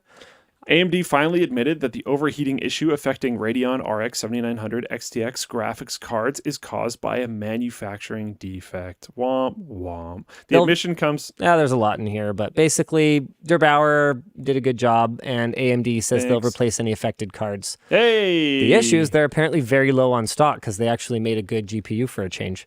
So that's tough. That's a tough situation. Let's do some merch messages. Yeah. Okay. All right, let's get you some here. First one's from Anonymous. Luke or Linus? Hey, I liked that hack you did, by the way. Big fan. Yeah, there's a lot of them. It's a very common name, I think. Well, they're just super into LTT. They're really technical, Okay. those folks. Luke or Linus, what are your thoughts about pen test learning tools like Flipper Zero becoming more available to individuals with the intent to meme or troll? Definitely anonymous. Flippers can read NFC, copy/replicate key fobs, and emit IR signals. There's been tools that you could use maliciously available to everyone on the planet since humans started making tools. I don't think that's a hammer is a malicious tool if you use it to pry open a door. Yeah, like I don't think being all concerned about people having access to Flipper Zeros and doing trolly things with it is a good or legitimate argument. I think it's really cool that someone who might be interested in learning how to defend against those types of attacks, or someone who might be interested in working on pen testing or a pen testing career or whatever. Even if you're just interested in checking out what vulnerabilities your own workplace or your own personal setup or whatever might have, I think it's very cool that people can have access to a device like a Flipper Zero. I think Flipper Zeros are fantastic, and they're just cool. Yeah. Could I use? Oh, man, You can do lots with them. key fobs suck. Is there a device You that could use a will like Flipper Zero as a that will key like fob. clone your key fob? Because the key fob for my new car is huge. It's horrible. And now that there's 3 cars that I could potentially have to drive, Oh, so you want to be able to like switch which one it is, and then I only want one. Like, how's that not a product? And I understand why it's not a product, but like, if carjackers have them, then I want them. I've For got real a- though. no, I hear you. I've got a Flipper Zero on my desk. We could try it. Yeah, Might be a it a fun thing shot. to do. There's Yeah. lots you can. There might work with. be some wear and tear on the vehicle once you're done trying it. Is that where we're going with this? I was going to let you play with it, but okay. I Am Jacoby keeps releasing really cool payloads for Flipper Zero as well.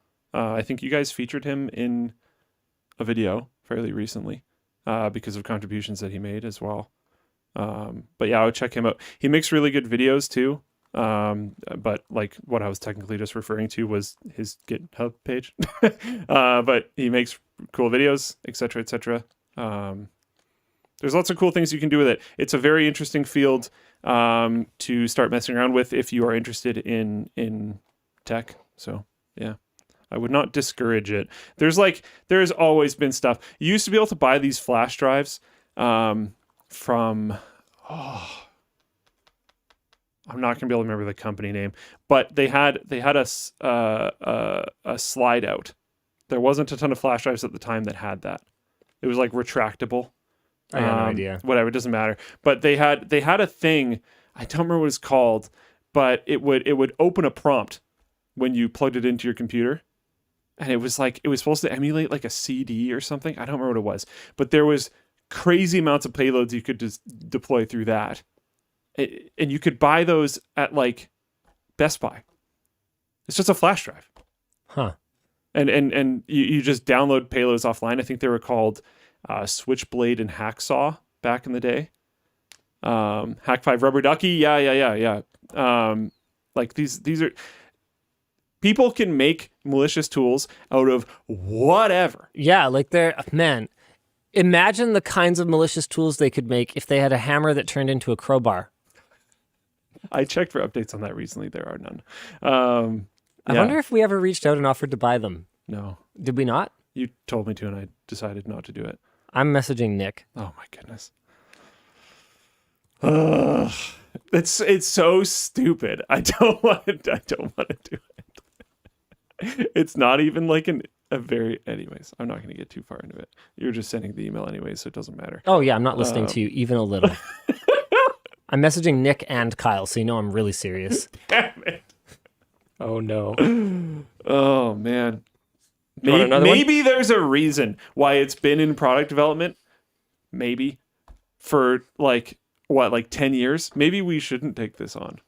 Or maybe we, who took 3 years to build a screwdriver, have just the kind of tenacity that it takes to push this thing over the finish line. A screwdriver is like a product that exists. Yeah. A hammer that splits in half and is a crowbar and is a wrench and is all these other types of things. That sounds cool. Let's make it. I am so sorry, Kyle. I tried. Hit me, Dan. I'll take 2. Here's one from Arturo. Linus, you had your Steam Deck for a while. How do you feel about the Ghillie Kit Outer Dead Zone? I find that it defeats the whole purpose of the product. Sad face. I don't daily drive the one that got the Ghillie Kit sticks in it. I did not know about the Outer Dead Zone on their Hall Effect joysticks. I will have to get back to you on that. Or I probably won't get back to you on that, but I will keep that in mind next time I'm looking at a Hall Effect joystick, particularly one from Ghillie Kit. I didn't notice. But I only used that in the time you guys saw me use it. That's the like modded Steam Deck that lives here with the like heatsink hanging off the back of it and stuff. No one daily drives that. It's more of like a prop at this point. Got one here from William. Hi, love from Taiwan. How do you feel about the TSMC renewed additional $28 billion investment in its Arizona fab plant, and how's it going to affect the chip production industry? It's TMS. It's cut off here. Sorry. It will lower prices, which will be good for us. Will it? Well, it depends. If I China suspect demand is so high, it just won't matter. well, demand is not that high for cutting edge nodes, Okay, cutting edge. Yeah, which fair is enough. interesting. Like we're Why does it keep running into me? like, Where did it even go? in your crotch, actually. It's right. Oh, yeah. Yeah, it's Hey, right. buddy. Yeah, it's right there. How's it going, friendo? It's yep, it's in his crotch. Okay, cool. So anyway, I mean we've seen that apparently the latest nodes are not even necessarily shrinking the same way that they used to. I think it was caches are not really getting smaller.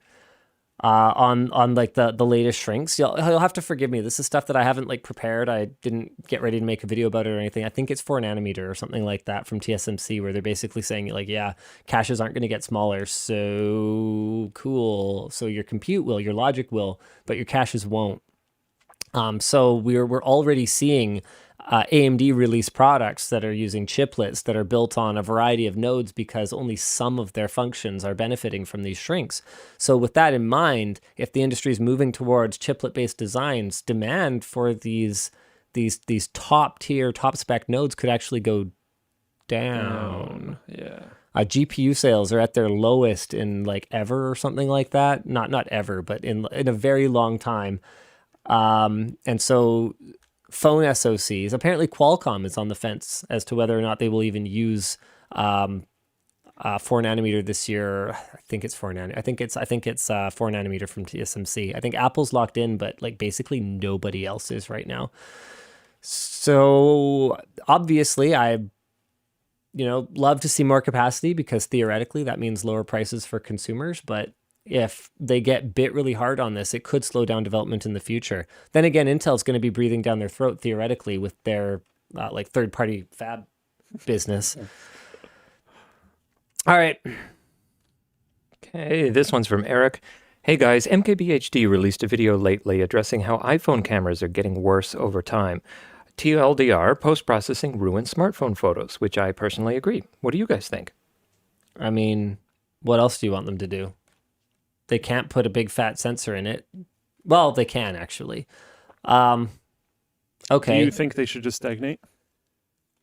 Well, no. Do you think adding more post-processing, which could potentially ruin photos or whatever, is actually good, or is it just a marketing attempt to move it forward? To sell more? I mean, I never use like heavily computational photo modes. Like I never use things like portrait mode or anything like that. So, but on the other hand, I can, under ideal conditions, they can outperform a less assisted photo pipeline. So I don't know what the right answer is here, guys, to be perfectly honest with you. I mean, bigger sensors, yeah, but the thing about bigger sensors cost money on every device. Better software costs money once. Yeah. And then you can have cheaper devices. So obviously that's the route that Apple prefers, but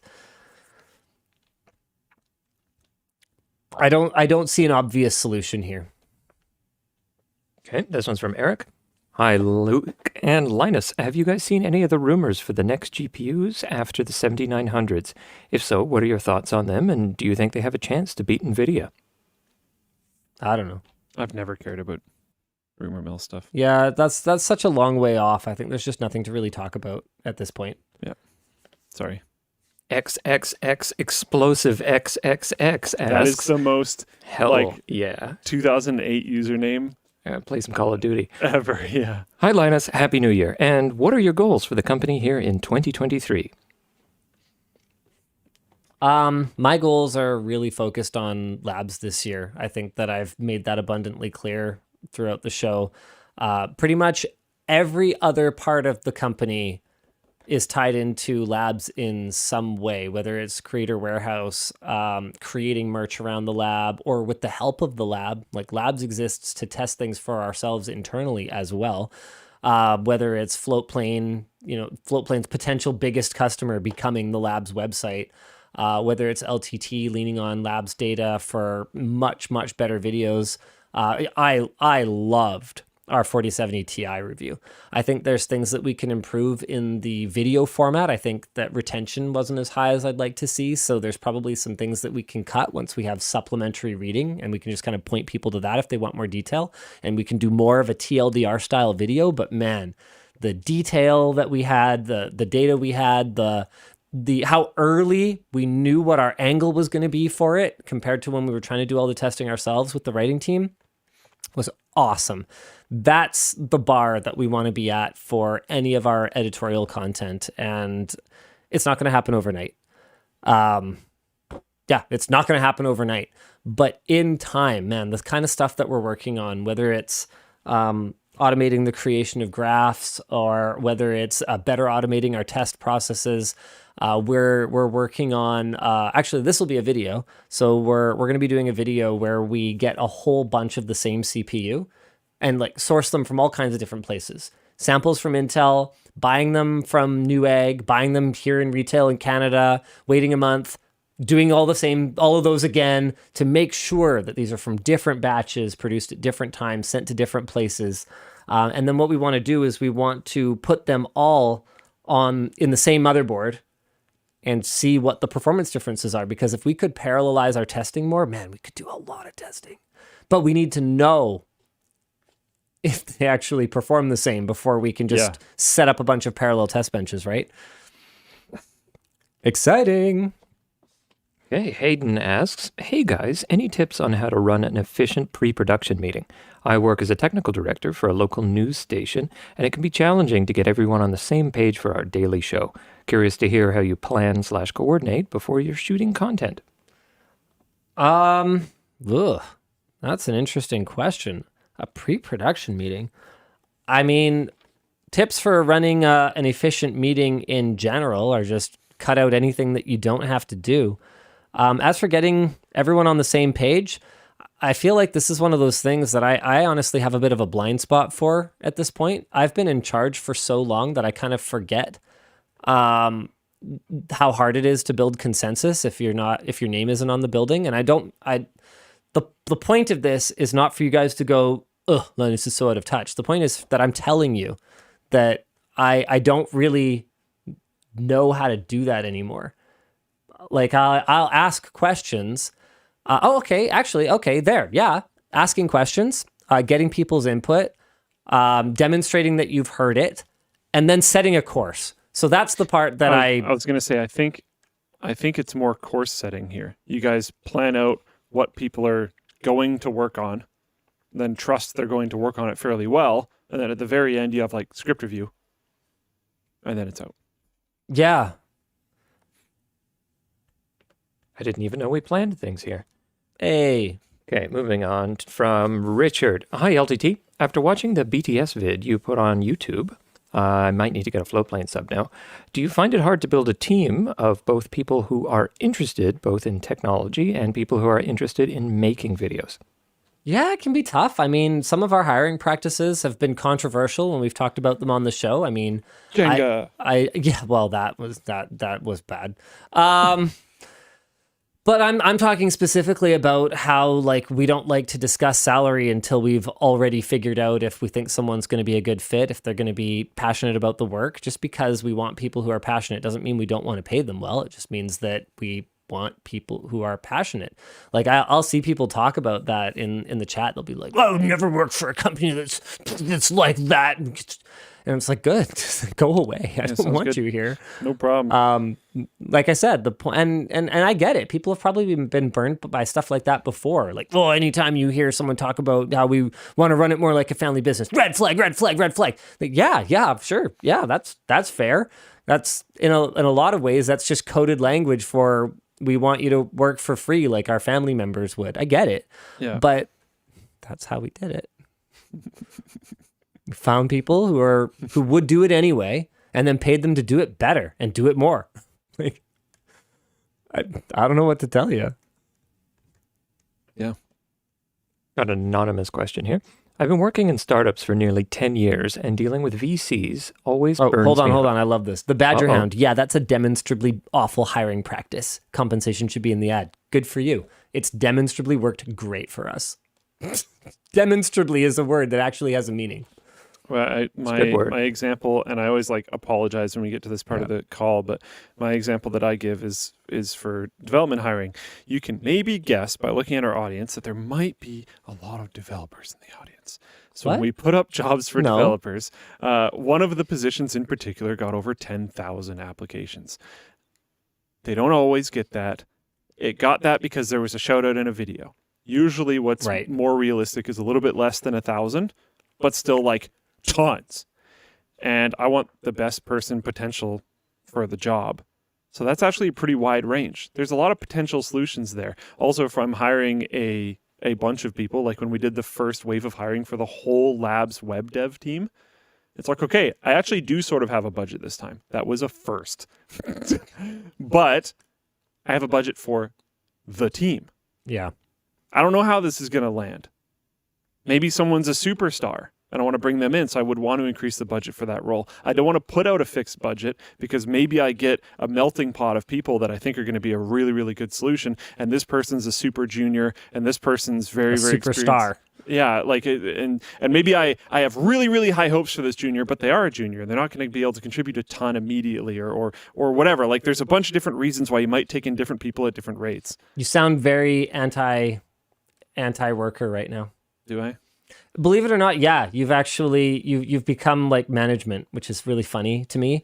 One of the articles that was an option for us to talk about on the show today was about some of the new laws in the States about advertising salary ranges in your want ads, and how tech companies are skirting them.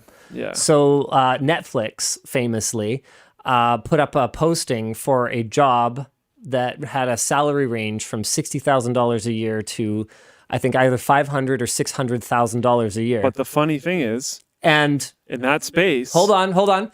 The thing people were outraged about was that leaves room for discrimination. People could have the same job and the same responsibilities, but at wildly different pay. But that's the thing you got to understand. Just because they have the same job title, don't mean they have the same responsibilities. Doesn't mean they have the same experience. Doesn't mean they're going to have the same output. So I see it from both sides here. I see it from both sides here. Yeah, I get it. I get it as well. It would be annoying. It would be a lot, if I was looking for jobs, it would be a lot clearer if I knew what the salary range or exact salary was for that potential job. But then I also understand Netflix posting that, because that, I think you mentioned it might be trolling. It might not be. No, I didn't say it was trolling. Oh, okay. No. That might be totally legit, because they might be interested in bringing in juniors. Yep. Maybe juniors that don't even have very much education or potentially basically none, or very much experience, or potentially basically none. And Netflix might be interested in okay, this person seems very driven and interested in some video stuff or whatever. We want to bring them on. But then there might be some superstar engineer from somewhere else, and that might cost a ton, and they might be interested in them too. So I don't know. This is great. Every once in a while, Twitch chat says something brilliant. This ain't it. King Canada Live. Output is largely dictated by operating conditions provided by the employer. That shouldn't be measured against salary. Well, if the operating conditions You're are a the same, idiot. if the operating conditions are the same across the board, then I don't necessarily see how that applies. What? Have you ever met another human being? No, honestly though, you don't think that there could possibly be some output difference under the same conditions between two people? I think he was saying differing conditions, but I don't see a bunch Output of that. is largely dictated by the operating conditions provided by the employer. Yeah, that's what I'm saying. That shouldn't be measured against salary. But he didn't necessarily... So your output and your salary should just be disconnected. because it's your fault as the employer if their output sucks. Well, it could be. It could be, but also, no.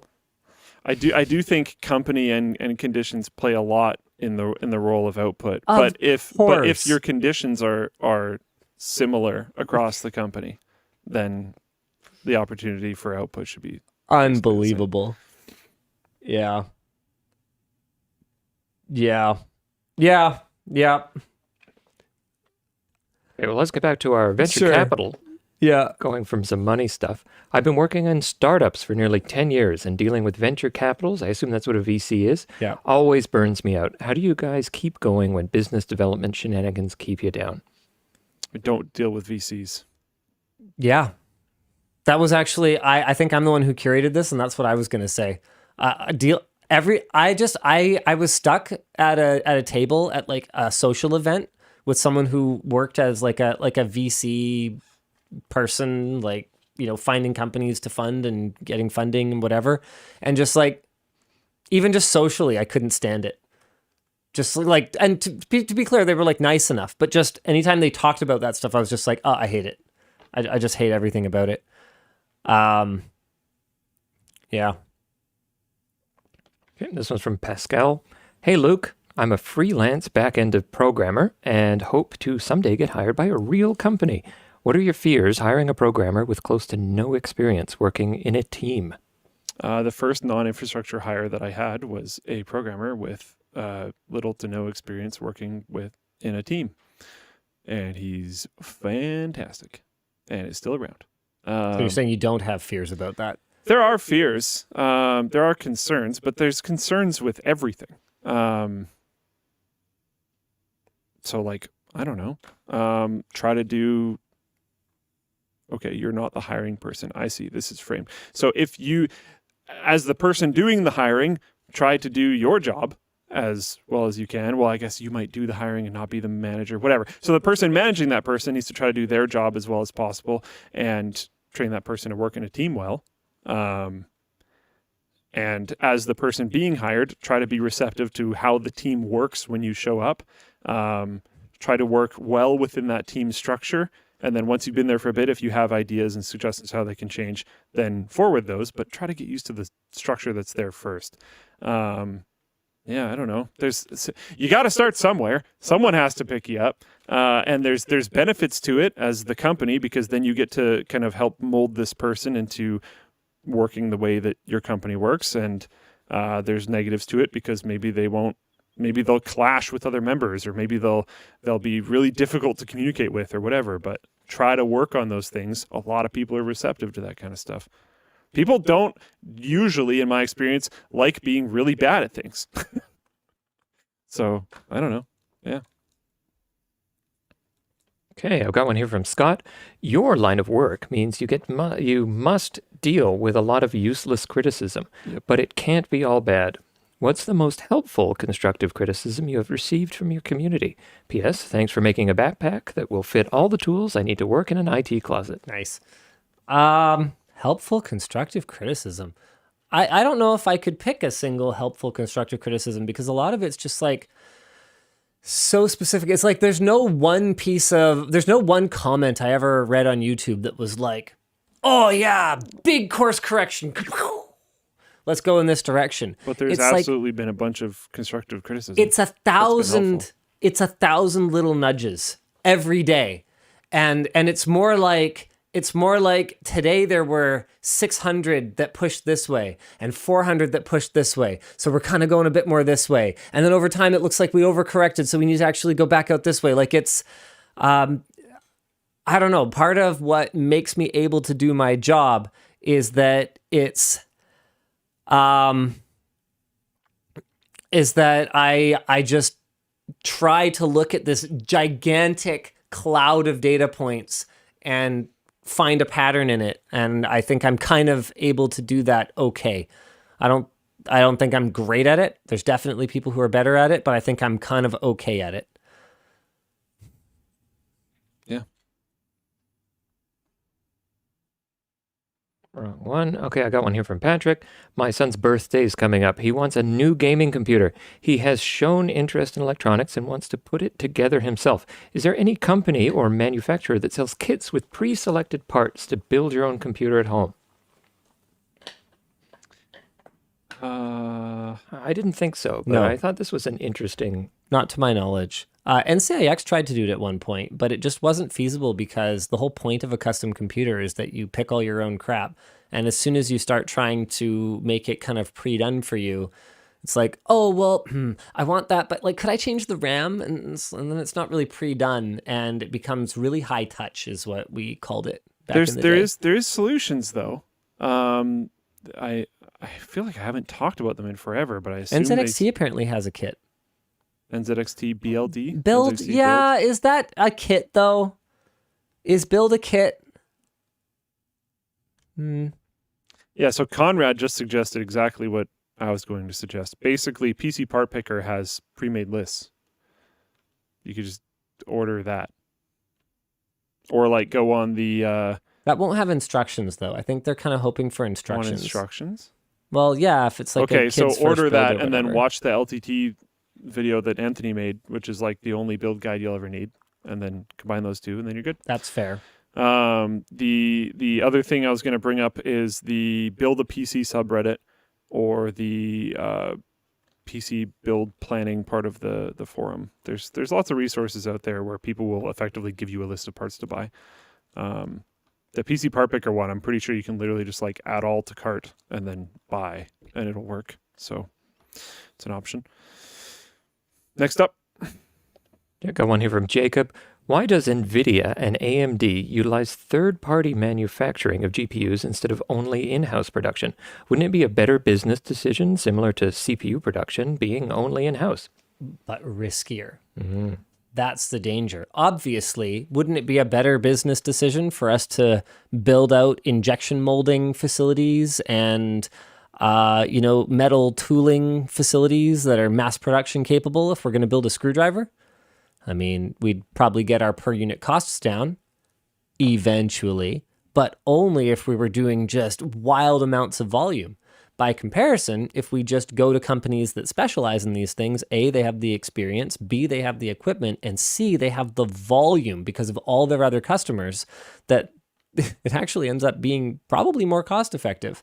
And we don't have to make all those investments up front. Someone else, bought or leased that equipment 5, 10, maybe even 20 years ago in some cases. So it's like completely paid off and we're just renting time on it effectively. So this is a simplified example, but it's fundamentally the same thing. That's why AMD divested themselves of their foundry business, and it seems to be doing all the better for it. Meanwhile, Intel fabs all their own chips and has been struggling like a, MFer. Yeah. This one's from AJ. I'm currently at work running an SMT/AIO machine while watching WAN. How did you like running an SMT machine and making your own RAM at Micron? Oh, it was awesome. Was that the first time you've ever seen the process? No. The first time I saw the process was at Meridian, actually, I think. That was the first time I saw it up close because they make all the boards for their audio products in-house because they apparently haven't learned about the benefits of working with third parties. And their products are really expensive. Go figure. So no, that wasn't the first time I've ever seen it, but it was the first time I've ever gotten to run the machinery and really poke and prod at it and get all the solder paste in the right spots and all that kind of stuff. It was exactly the kind of thing that I geek out over. Right, got one here from Andrew. Hi, Linus and Luke. Watcher since the 1,000,000 subscriber days. If given the choice today, provided that you keep all your current memories, would you go back 10 years and repeat those years again? Would you do anything different? I don't think I would want to do it again. 10 years of LMG? Man. I would unquestionably go back. I would press that button immediately. Really? Oh, yeah. What would you change? And hard. I'd potentially break it. Would you keep your current body or the 10-year ago body? Add a modifier to that. Is that a question? Yeah, is that part of the question? No, it's not. Okay. You would go back and do it again? Oh yeah. You didn't raise 3 kids in that time. No. Right. Yeah, that might change the answer. Okay. But I didn't, so like, yeah, I'm pressing the button. That's not on my side of the table. Yeah. Oh yeah, and like, what would I change? Lots of stuff. I don't know. I don't want to get like too specific, but oh yeah, like, what do you mean? The min-maxing opportunities? You keep all your memories. That's a lot of knowledge. Yeah. Like, what if I knew everywhere that things were going to go in the market and stuff, and I could set up our like video production path to be more well aimed? Like, I wouldn't want to make major changes because you don't want to risk like breaking the whole system. Okay, but here's a hypothetical, because I know you've gone through this before. Have you ever written a video script, lost your save file, and gone back and tried to write it again? Is it always better? Oh no, that's what I'm saying. I wouldn't want to make major changes. Yeah, but how would you avoid it? Because that's the problem with trying to rewrite a script, is you don't remember what you did right. I'd still do it. I'm still doing it. Okay. I'm still pressing the button. I understand there's problems. I'm still doing it. There's so much you could min-max, and I think you would create new problems, but I think you would solve more problems than you would create. I know there's things. I'm not going into it. You're not going to peer pressure me into going into it. There are things that I would change that would result in better future, unquestionably. Okay, all right. And That's like, fair. I think that's got to be true for pretty much everybody. 10 years is a really big amount of time. And there's mistakes in that amount of time. Yeah, so it's, Conrad, I'd press the button and buy Bitcoin. Yeah, welcome to now being a multi-billionaire, because Yeah, but 10 years ago when we're in the LTT studio at NCIX, I actually tell us to start mining like crazy, and I don't back down, which I very willingly did because I agreed with you that I thought it was just not going anywhere. Okay. And we start mining like nuts, and you and I both put everything we can in Bitcoin. What about this? Now we big ballers. See, that is not a minor change. That's a major change. I'm What doing if it we... anyways. Hold on. No, come on. Help me out here. Just bear with me. What if we became total assholes? We wouldn't. What if we did? We wouldn't. What if we did? I can What if that amount of money... go down that if you want, but we wouldn't. What if that amount of money changed us? You are very wealthy. I wasn't going to go here, but you kept pushing it. You are very wealthy. All right. Has it changed you too much? We went there. I mean, you've made the argument that it's changed me more than you'd like. Sure. Okay, if we're having this conversation, then we're having this conversation. Fine, let's lay it all on the table. I didn't think we were going to go there. Well, you started it. You started No, it. you started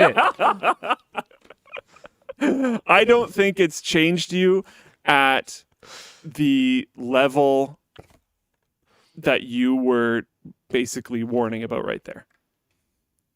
But what if it I don't think. demotivated us? Did you press the button when you said that word? Look, hold on. You've Hello? talked about how motivated you are personally by adversity, Yeah. by having to go hard. Yeah. Don't you think that kind of wealth, we're talking billion-dollar wealth potentially, don't you think that would take some of the fun out of it? What if hunting was as simple as just pressing a fucking button and the animal dies? I know stuff that I would do with it. That would still be motivating. If it's unlimited, does that not take out the thrill of the chase, though? You know this. Finances don't interest me a ton. Yes, I do know that. So there are things that I would do with it that I know current people that are billionaires are not doing with it, that I would do with it, because I actually don't really care. Okay, about but it. would we work together on that? What if we lost that? There, that's my question. I feel would like you we wouldn't. potentially trade our relationship for $1 billion? Well, I feel like we wouldn't. And a multiple of my reasons there is, again, you are very wealthy. You don't have to do this Yes. at all, right? You No. do this because you want to provide these types of things. You're very motivated by the lab because you think the lab should exist. Well, of course it should. You think it's a good resource for humanity. It needs to exist. Yeah. You gonna not build the lab because you have $1 billion? Well, You're still gonna build a lab. You're still motivated by the same things. But wouldn't it be boring? I don't think it would be boring. I don't The think... fight for survival is what makes us get up in the morning. I don't think you're fighting for survival. And well, not for mine. But that's the thing, is if I had $1 billion, then like... You wouldn't just give it to everybody. I kind of wouldn't have to care. Like, But you also wouldn't just give it to everybody. well, you've also seen my mentality change too, though. Like, I was definitely, I was more of a min-maxer in terms of our spend as a company in the early days. Yes. And I think that, admittedly, yes, I have a significant amount of personal wealth, okay? I really wasn't trying to... I think it's changed my attitude significantly. Yeah. I also think, though, that to a certain level, as companies grow, you have to do things that are less efficient with finances. That's true. And that's been a really tough thing for both me and Yvonne, because me. and Luke, even though he's spending my money or whatever, right? Even though he's not spending money that affects him personally, I think Luke is probably one of the people, I'd say top 5 for me. One of the most affected people by spending not his own money. And it's a really valuable trait. And I'm sorry, I'm talking about you like you're not here, but it's a really valuable trait because people who spend someone else's money as if it's their own are people who just can see the bigger picture. Because the bigger picture is, theoretically, at some point, by improving efficiency, it will benefit all of us. And you know what? I think there's a lot of people who are cynical and jaded enough from their real experiences in the world that they don't believe in that anymore. But I can tell you, for me, it's a really valuable trait because it means that I could trust you to do it, maybe not the way I would have done it, but a really good way. And it's really hard to find. It's super hard to find, and companies need that. By the way, I want to apologize to the person that I said was dumb. Apparently, they misphrased it. I saw their chat, the Twitch chat, just like It was a little much. I think you should maybe not read live chats during the show. I just shouldn't read Twitch chat. Floatplane chat's pretty good. Fair enough. But basically, they were saying that if you hired a superstar from somewhere else and then they didn't perform in your environment, then that's on you, which is an entirely different point. There are aspects to that could be on you, but that's also not entirely on you. Yes. Yeah. Anywho. So Luke would save all the budgies with Bitcoin. It's probably not entirely untrue. Yeah, I don't know. I would press it. I understand there are pitfalls. I do understand there are pitfalls. But I've always had this idea, like if I could go back to being like 5. Yeah. If I somehow knew what I currently know, I would do it. 100%. okay. All right. Yeah, I don't think I would. I told, and you know what? When this question came in, the reason why I looked at you and smiled was I knew you would say no, and I knew I was going to say yes. Part of it's a philosophical thing for me. Like, I don't believe in regret. There are certainly things I would have done differently, but part of the way that I just like keep going every day is by looking forward, not looking backward. And I feel like for me, it would actually be a very demotivating experience to have to live back through a lot of, I wouldn't want to live it again.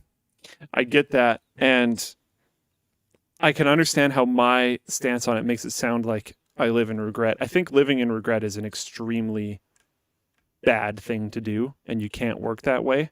I don't think it's regret. I think it's just desire to like... Well, you're the king of min-maxing. Exactly. I get it. It's not regret. I think I've done great. I'm actually like very happy with where I'm at and how things are going. Like life's good. I don't have a lot of regrets. Made mistakes, but everybody's made mistakes, so whatever. Yeah. Like it's just. Then why? I think it'd be fun. Oh. I think it'd be really fun. I think the min-maxing aspect would be great because I have all my memories. There's also tons I forgot. Yeah, but I'd screw it up. I literally forgot an entire video. We just filmed that thing, right? Like, I almost certainly, I feel like I would almost certainly screw it up. you think so? Yeah, because there's been so many times that I've been at a crossroads and I've gone, like, even knowing the result, I could go back and I could take that other path and it could be worse. I think if I was the only one, I think what I would do was I wouldn't tell anyone. That you know? I wouldn't tell anyone that I know anything. Okay. But then would that come across like kind of arrogant? Just like, I know and I'm not going to tell you how I know. Would you be a different person? I don't think so. It's harder to not change. We can't just will ourselves to be who we want to be. I understand. And I didn't, to be clear, the wording there was specific. I didn't say no. I said I didn't think so. Yeah, okay. I don't think so. I don't know, but I don't think so. Like I also don't think that your success has changed you. I think that you are able to spend $1 now without having anxiety. I still struggle a little bit. I think that's a positive change. Yeah, but I've seen you make frivolous purchases. When I met you, there was no such thing as a frivolous purchase. Like, it's different. Yeah. But just also, because couldn't afford toothpaste. But you can be different without changing. Yeah. I guess is what I'm trying to say. And I think you've done a good job of that. But I think that $1 billion is a lot. It is. It is. I didn't, to be fair, when I first said and my opinion does not change. I think the Bitcoin thing was Conrad's idea. I didn't even think about it. Yeah. But it's a good point. And if I did press the button, it is probably something that I would do. Because if the scenarios are almost identical, you and I are going to be in that studio. Yeah. And we're going to be talking about... There's going to be a bunch of GPUs sitting there. Hey, do we use these to mine? This is we've talked about this on WAN Show a few times, but we had a bunch of really high-end GPUs. We had literally these like multi-platform bench systems that are exactly what people use to mine on. Sitting there. Just sitting there. And we were like, hey, we could do this. And we were like, lol, you know what? That it probably company doesn't matter. exist anymore anyway, so I guess I can talk about them. But we were like, we'll just run it in here. You get free power. We've changed a little. I like to think neither of us would do that anymore. Yeah. That's one thing that changed. Once I had money, I insist on paying for things now. Yes, me too. Like, me too. I actually do insist on paying for things now. I went back and bought a bunch of games that I pirated and stuff. I did that quite a while ago. I've had people try to comp me meals, and I just leave money on the table. Like, I won't. I can afford to pay. Oofmeister in Floatplane chat said you wouldn't spend the money from Bitcoin though, so what's the point? I wouldn't spend it on myself. That's like, and I genuinely believe that. I actually don't. I actually believe that too. Yeah. I know how much money he makes. Yeah. This shirt was free. I have new socks. You did buy new socks. I only sort of approve of them. We talked about this after the show last week. True. I was like full disappointed dad, but trying to be supportive. I like them a little bit less since then, but I still like them a lot. It's I was trying not to be a downer. It's better I'm sorry. to know. Okay, this is part of the reason why I would press the button is because I have always had this stance that it is always better to know. Painful information is still better than no information. And that's why I'm honest with you, because if you were anyone else, I would have been like, oh my gosh, those are so nice. I love them. Hold on. I'd rather I can know. actually do that more convincing. Okay. No way. After all the time we spent talking about socks, you finally did it. That was actually pretty convincing. Yeah, pretty convincing. I can usually catch them. I have a really hard time watching videos of you when you're talking about like a product or something that I know you're not interested in. Because I think you convince people pretty well, but no. Yeah. I see it immediately. And then it's like painful for me to watch because I know it's painful for you. So the whole time I'm watching it, I'm just like, oh. That's why I just don't do it anymore. Yeah. It's like... There was a while there, I think like 2-3 years ago where you're doing it a lot. Yeah. And like... Well, I was covering what I thought I should be covering. Yeah. Notice I just don't bother reviewing the iPhone anymore. Yeah. I don't care. It's an iPhone. Apple, by design, makes it change as little as possible, generation by generation, so that dum-dums who can't handle a button moving are not going to get confused. Like, for real, that's actually it's a core part of the design philosophy of the product. And so it's inherently boring now. Yeah. I don't know, like something that I thought of quite a while ago. I know there's a lot of things that I would do. You know how I did it just now, though? I made what I was talking about Something how else. I felt instead of the product. That's what I did. Interesting. And that's what makes it convincing. Yeah. Yeah. So, I mean, I guess what I'm doing right now is I'm outing myself as someone who can lie convincingly, which is bad. I already knew that. Well, yeah, I guess so. I don't want to. That's key. And I will give you this credit. I think you very rarely do. I only do if I have to. So there's situations like, and honestly, a lot of the time I'm really uncomfortable with it. But like, as an employer, you actually cannot always be honest with someone. Legally. Like legally. And it's really frustrating for me. It is. One of the ones in particular is that if you, in BC, in Canada, if you dismiss someone with cause, there is a lot more legal liability for your company and therefore for your entire team than if you simply dismiss someone without cause and just like put together a severance package and be like, okay, see you later. If they come to you and they say, hey, what was it? Was it my awful performance here? Was it the time theft I committed here? Like, even if it doesn't matter how legit the reason is, the best thing to do, every lawyer I've ever talked to has said, you cannot answer those questions. So like from a legal liability Really frustrating. standpoint, I can't give people honest feedback. I like giving honest feedback because I like receiving honest feedback. I think that an environment of openness and honesty is more constructive for everyone involved, even if you're parting Better ways. know. Yeah, if I was getting dumped by, okay, let's say my wife divorced me. Okay, let's say Yvonne left me. I want to know why. I don't want to lose a lady like that again if I ever find one again, right? So I find that kind of thing extremely difficult. Yeah. Yeah, I mean, a big part of it too is just I find the truth is just more effective. Like, if you want to enact any kind of change in your life, dishonesty ain't gonna do it. Yeah. And you can package things better. Like, you don't have to be an ass about it. Yeah. Like, I don't know. That's a thing. But like, or maybe you want to be. Depends on the context. But like, you can package things in different ways to try to accomplish different goals while still being very clear and truthful about what you're saying. Yeah. That went a weird path. But anyways, I'd press the button. This is great. Von Bauerfiend says, big employer talking about time theft, eye roll. So what? It doesn't exist the other way? You've never known anyone who said they worked 8 hours but didn't? Really? Yeah, you're right. That doesn't exist probably. Cool. What was I going to say? Oh, yeah. I will also say, while saying that I would press the button, and this isn't even, I'm not even being judgmental. I think it would be very bad for a large amount of people, but I think I would be fine. Hit us, Dan. I don't know how. Dan, this has become... How are we going to follow that one? That's a good Oh question. my gosh. It was good. Okay, this one's from Jonathan.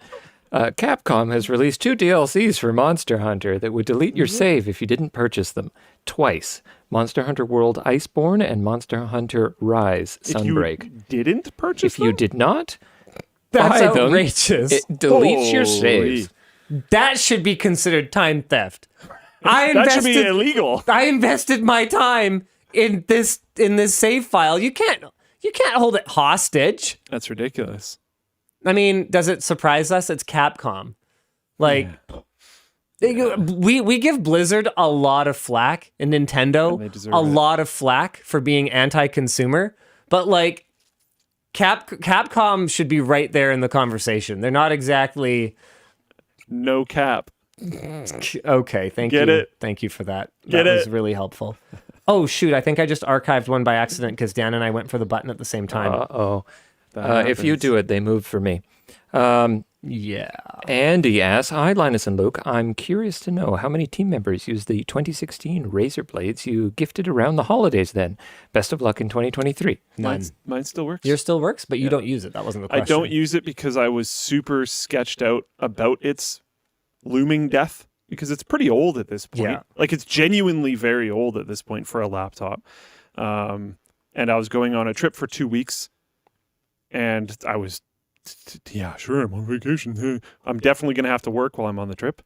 Even if it wasn't the work for the work that I was doing on the trip, like even during my vacation portion, I was going to have to work. So I was like, if I'm lugging this around in a bag for 2 weeks, am I convinced it's going to work the whole time? No.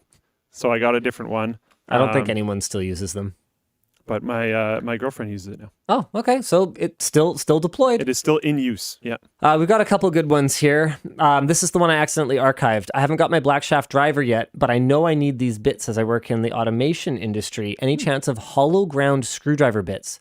I have never heard of a hollow ground screwdriver bit. What is that? But if you contact LTT support, they will eventually. They're actually doing a great job. They're getting caught up on tickets.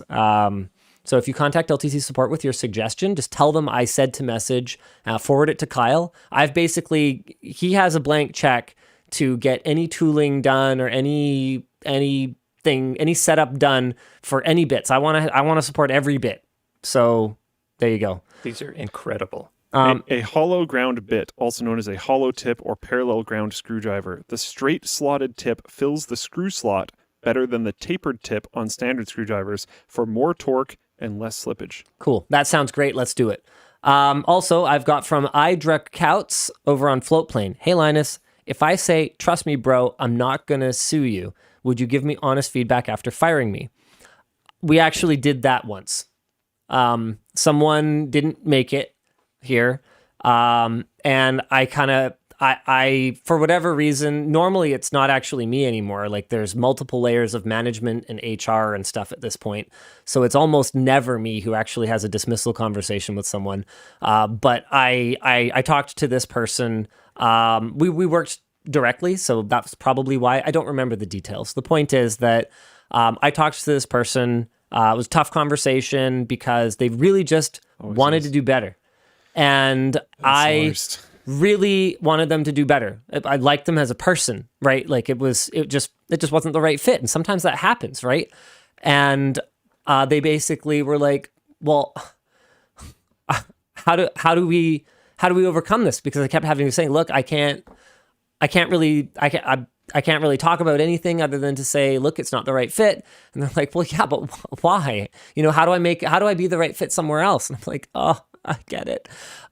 So the deal we ultimately reached, and I think this was their idea actually, was they basically said, look, if I like sign the whatever dismissal documentation, then, and we wait a little while, can we just like jump on Discord?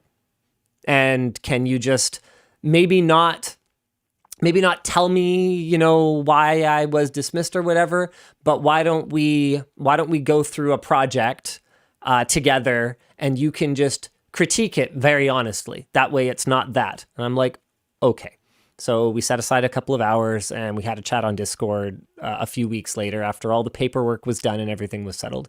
That's the one exception that I have made to that, because I felt that person, really trust me, bro, was not interested in making it a legal problem. I was going to say, that's still technically a very sketchy legal thing. I know, but they really wanted to know, and I respect it. I totally respect it. I'm just saying, respect it too. People shouldn't expect that all the time. Well, no, oh, sorry, I misunderstood. I meant I respect that person for that too. for wanting that feedback, for craving self-improvement. Like that's the thing, is so many people I've met over the years do not desire self-improvement. So how do you talk to people like that? It's really tough. Okay. Hey, Prime. Colton keeps getting fired and getting severance packages. That's how he owns so much property. That's hilarious. No, Colton's actually just a really, really, really like senior person here now.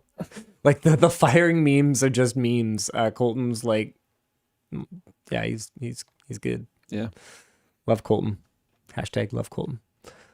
Okay, I'm trying to replace my hard drive circuit board, and I was trying to figure out which extra bit set would work for it. Also, do you guys plan on adding an extra bit set holder to go with the screwdriver?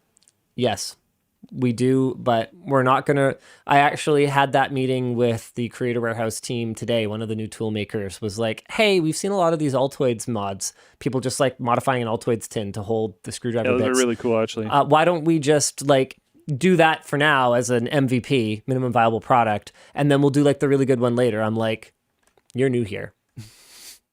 We're not going to do that. We're going to do the awesome one. And in the meantime, we can, by all means, boost people talking about putting them in Altoids tins or whatever else. Sure, let's shine some light on that. But no, we're just going to do it properly. Okay, and the last one I have here curated is from Charles. Since you're talking about labor, any thoughts on the U.S. rail strike and whole mismanagement extravaganza? Oh, that whole thing should be illegal. Like I've made my thoughts on unionization here very clear. I would consider it a personal failure, and I've had a lot of people attack me with that. But I think they are. I think it's one of those bad faith interpretations. The way that I mean it is very clear. I think it would be a failure on my part because it would mean that people... I feel like me saying it for you would help. Sure. Which is why I was going to jump in. By all means. I'm pretty sure it's accurate. You can tell me if it's not. Sure. He wants to treat people well enough that they don't actually feel like they need one. If people needed protection from me... That's a personal failure. That sucks. Yeah. That means I suck. I think unions are incredibly important. But, and I feel like they're on a rise because there's been a lot of... extremely poor treatment of workers for a long time now. Absolutely. And people are tired of it. And when you push people that far, they start to form groups so they can support each other, and that's good. And you're seeing a lot of good happening. Like the Starbucks union, there's all this information about what they've been up to and the like wars that they've been fighting. As for what happened with the US rail strike, that should be illegal. Yeah. Just legislating, if they're important enough that you can legislate them back to work, then they're important enough that you can probably pay them properly. Yeah, like that's crazy. So, yeah. Yeah. Yeah. Cool.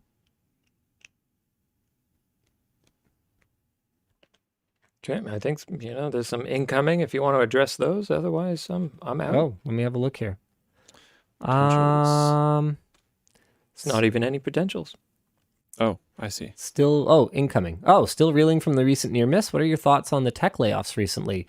Wild, right? Did you see Amazon's laying off 18,000 people? That is an unfathomable number of people to employ. I was going to say in the first place. Companies worth of people that is wild. Yeah. Yeah. Like we're still hiring, woohoo, but we ain't going to be picking up that kind of slack. Yeah. Yeah, it's terrifying right now. There are quite a few companies that are hiring right now, though. AGI is a big thing. There's a lot of new AGI startups and stuff. Maybe check it out. Yeah, I don't know. I know people are very worried about developer jobs, and 18,000 people joining the pool is not going to make it super easy. But something that I think people have to understand is developers were in such insane demand before this happened. It's not like they're not in demand anymore. There's still really high salary jobs that are being offered. I think it'll be okay. Muppet Puppet, I don't fully understand your question. I'm sorry. So I'm just going to click show and it might show up there. Something about would you use different cables, and maybe someone else in chat can see it and maybe respond to it. I just finished building the PC. My dad and I spec'd out before he died. What is your favorite memory you have with your parents? My parents watch this show. That's a lot of pressure. Ooh, that's heavy. Want me to go first? Sure. Okay. I don't know. And your turn. No. Okay, I'll try and come up with something. It's hard to pick a favorite, right? Like that's how do you possibly pick a favorite memory from the people who raised you? I mean, there's so many little moments of like, imparting, whether it's imparting wisdom or, supporting you at a really, awful time or whatever else. Like,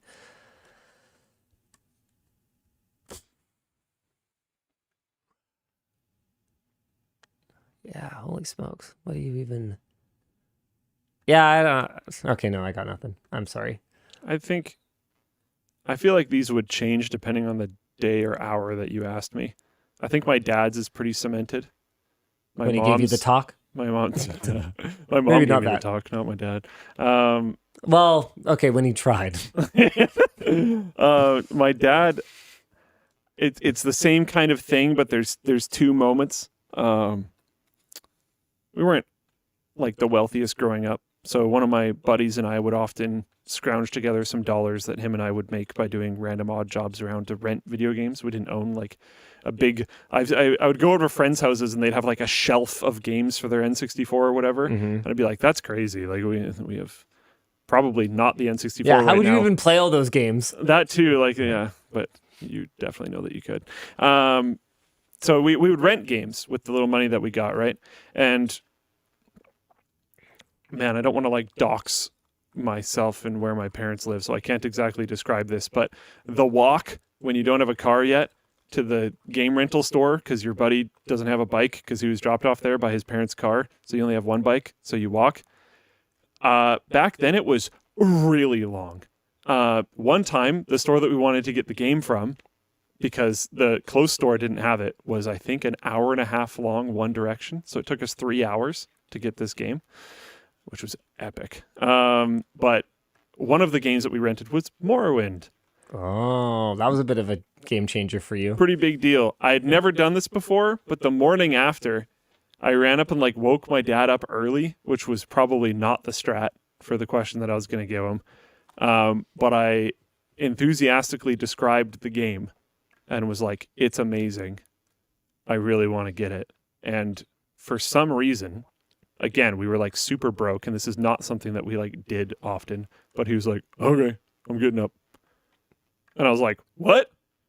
And then like ran out and he got up, got dressed, we went and bought Morrowind. And I was like, what the heck? And then not so much the friend that I played it with and I, but my dad and I ended up playing a ludicrous amount of that game together. And that was like really cool. I think it all comes down to time spent together. Like if I was going to pick some memories, like... it might be the cross-country trip with my mom. I got my license, and literally from the Canadian equivalent of the DMV, I got in the car, and I went for the passenger seat, and she's like, excuse me? I don't drive anymore. And I was like, this is a standard automobile. And she's like, then I guess you better figure out how to drive stick. And I stalled several times in the parking lot, and then I drove to Halifax and back, which was pretty cool, right? Yeah. There was some tension on the trip. My mother, who doesn't watch this show, is not always the easiest to get along with, and neither am I. I am just like her, which has been an uncomfortable realization as I've made my way into adulthood. It's especially hard to hear from Yvonne, who has a fraught relationship, or has had a fraught relationship with my mother over the years at times. Anywho. And then with my dad, it's maybe like simpler things. I don't know if we ever did anything like that big, but it's like little things. Like my dad has this enthusiasm that is just infectious. He's definitely where I get my charisma from. No offense, mother. What of it I have, and I'm a watered down version of both of them in a lot of ways. I don't have his zest for life, and so the kinds of things I remember with him are, you'll probably appreciate this because he was all about just like doing things hard. So I remember going to Disneyland, and it's one of my earliest memories. I was like 4. I remember going to Disneyland, and it was sprinkling rain that day, and he basically ran around the park, like cheerleading me to like run onto all the rides because it was unbelievable. Like in California, you know, you get like 3 drops of rain and everybody runs inside, right? And we're from Vancouver. It's literally That's the t-shirt nickname. weather. The nickname is Wet Coast. Okay, Yeah. What do we care about some rain? And you know, those are the things that stand out to you, even all these decades later. And like Halloween with my dad was an experience. If you think kids like Halloween, you have not met my father, because he would drag me from door to door. Like, let's go. What are you walking for? Do you want candy or not? Yeah, There's candy. And it's not because he wasn't even one of those parents that like would eat all the candy. He was just like, Rootin'. you've got 3 hours. Yeah. Well, how much candy are you going to get? And when we'd get home, he would put it on the scale for me, and he would hype me up that, yeah, we got like 6 pounds this year, you know? And we would. Like, we went, man. And he would run, you know, he'd run with me and do things like that. So it's, I think time spent is, Yeah, like something that I got from my dad is just the ridiculous drive that he has when he has something that he deems worthy of the drive. you didn't get all of it. He's unbelievable. 100%. He's unbelievable. Yeah, it's ridiculous. There's certain points in my life where I actually genuinely functionally don't understand the like physics of how he did what he did. Like it makes no sense. Nope. Like he would work these back-to-back jobs, so he'd have like less than 8 hours off. Like, you should sleep, right? Like, he would work, and I don't mean this would happen once or twice a week. I mean this was every day. So I remember at least one time that he came home and he drove into the driveway and fell asleep in the car because he turned the car off and it was just immediately like, gunk.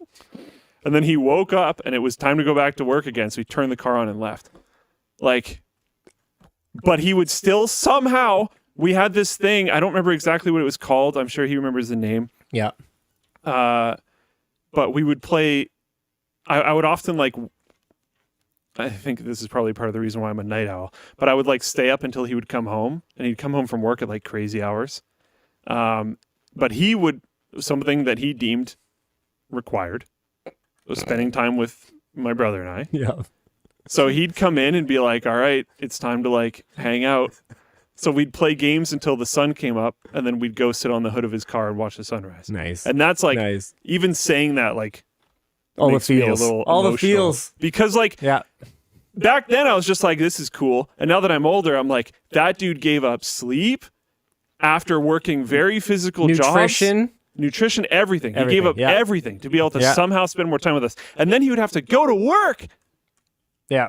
After just not sleeping, like crazy. So that you can have hockey skates or whatever else. Yeah. Yep. And he was the coach in like every sport that we freaking played, and was like better than the other coaches that were there, despite having no sleep and working all these jobs and doing all this kind of stuff. And then I have tons of memories of hanging out with my dad despite all of that stuff, which is crazy. And then you mentioned the time thing. It's the same kind of deal with my mom. I have tons of different memories of us going and doing things, and she's interested in everything you could imagine. Oh, yeah.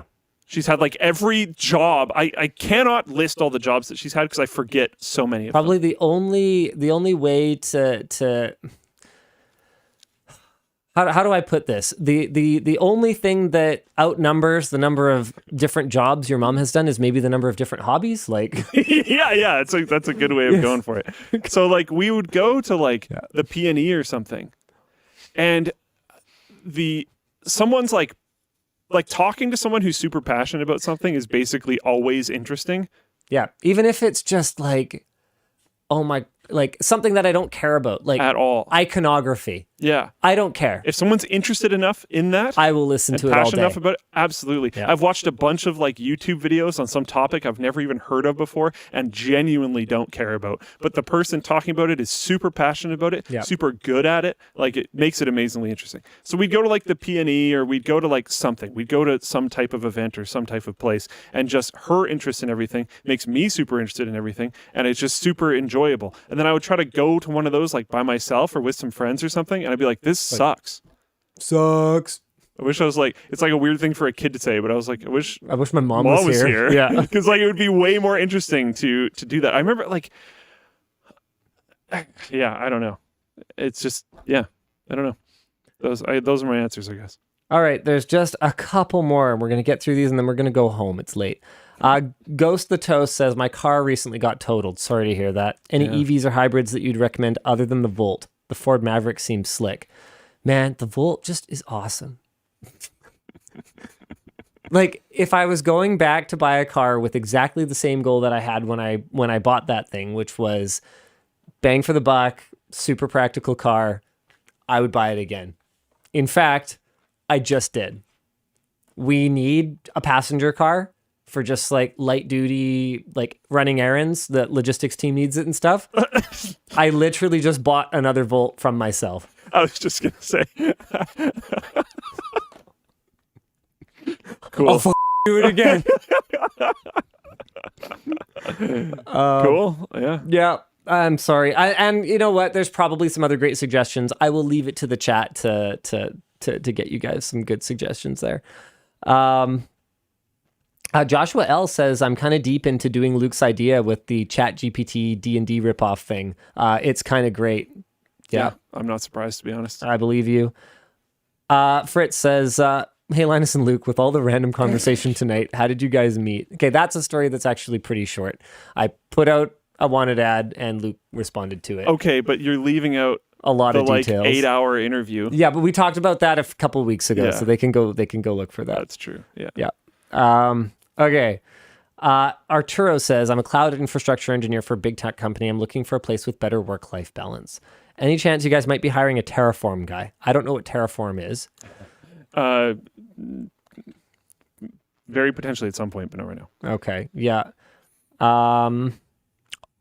Also, working here is horrible. We don't want more applications, right? Yeah, it's really awful. There's too many. Yeah, it's bad. I don't know if we can say the person's name yet, but the person who's helping me with it was like, whoa. Okay. Heck yeah, Daniel B. Love to see it. Okay, we're down to the last two. If you're interested in VR for fitness in 2023, what options are there? I'm sorry. I wish my horizons were broader, but I just play Beat Saber. Beat Saber's genuinely good. Yeah, I mean, it doesn't do everything. I know Hollow Point is better if you want to do like more full body movement. You got to like really go to get the workout, but that's true of anything. You get out of it what you put into it. I would find something that you find fun and has a solid amount of movement in it. Then you're going to get some good cardio, and that's very valuable. So. All right, this last one has an obvious answer. Jose L says, hi, like Luke and Linus. This is the last one of the show. I was wondering, what is the most bizarre / funny name that you have seen over all your years of gaming? What's the obvious one? Leroy Jenkins. Okay, sorry. It's pretty good. I don't know. I'm just memeing. And I think that's it. Thanks for tuning in. We'll see you guys again next week. Same bad time, same bad channel. Bye. Oh, right. I'm not supposed to press the button. No, we cleared them. Yeah. Yeah, nice tool, Conrad. What if we just do all the work, huh? Then it has nothing to do. Got him. Roasted. Wait. You paid him to make that. Oh. I see. The show's brought to you by Acer, The Ridge, and Squarespace, who are the ones who actually paid him to do that. Hey!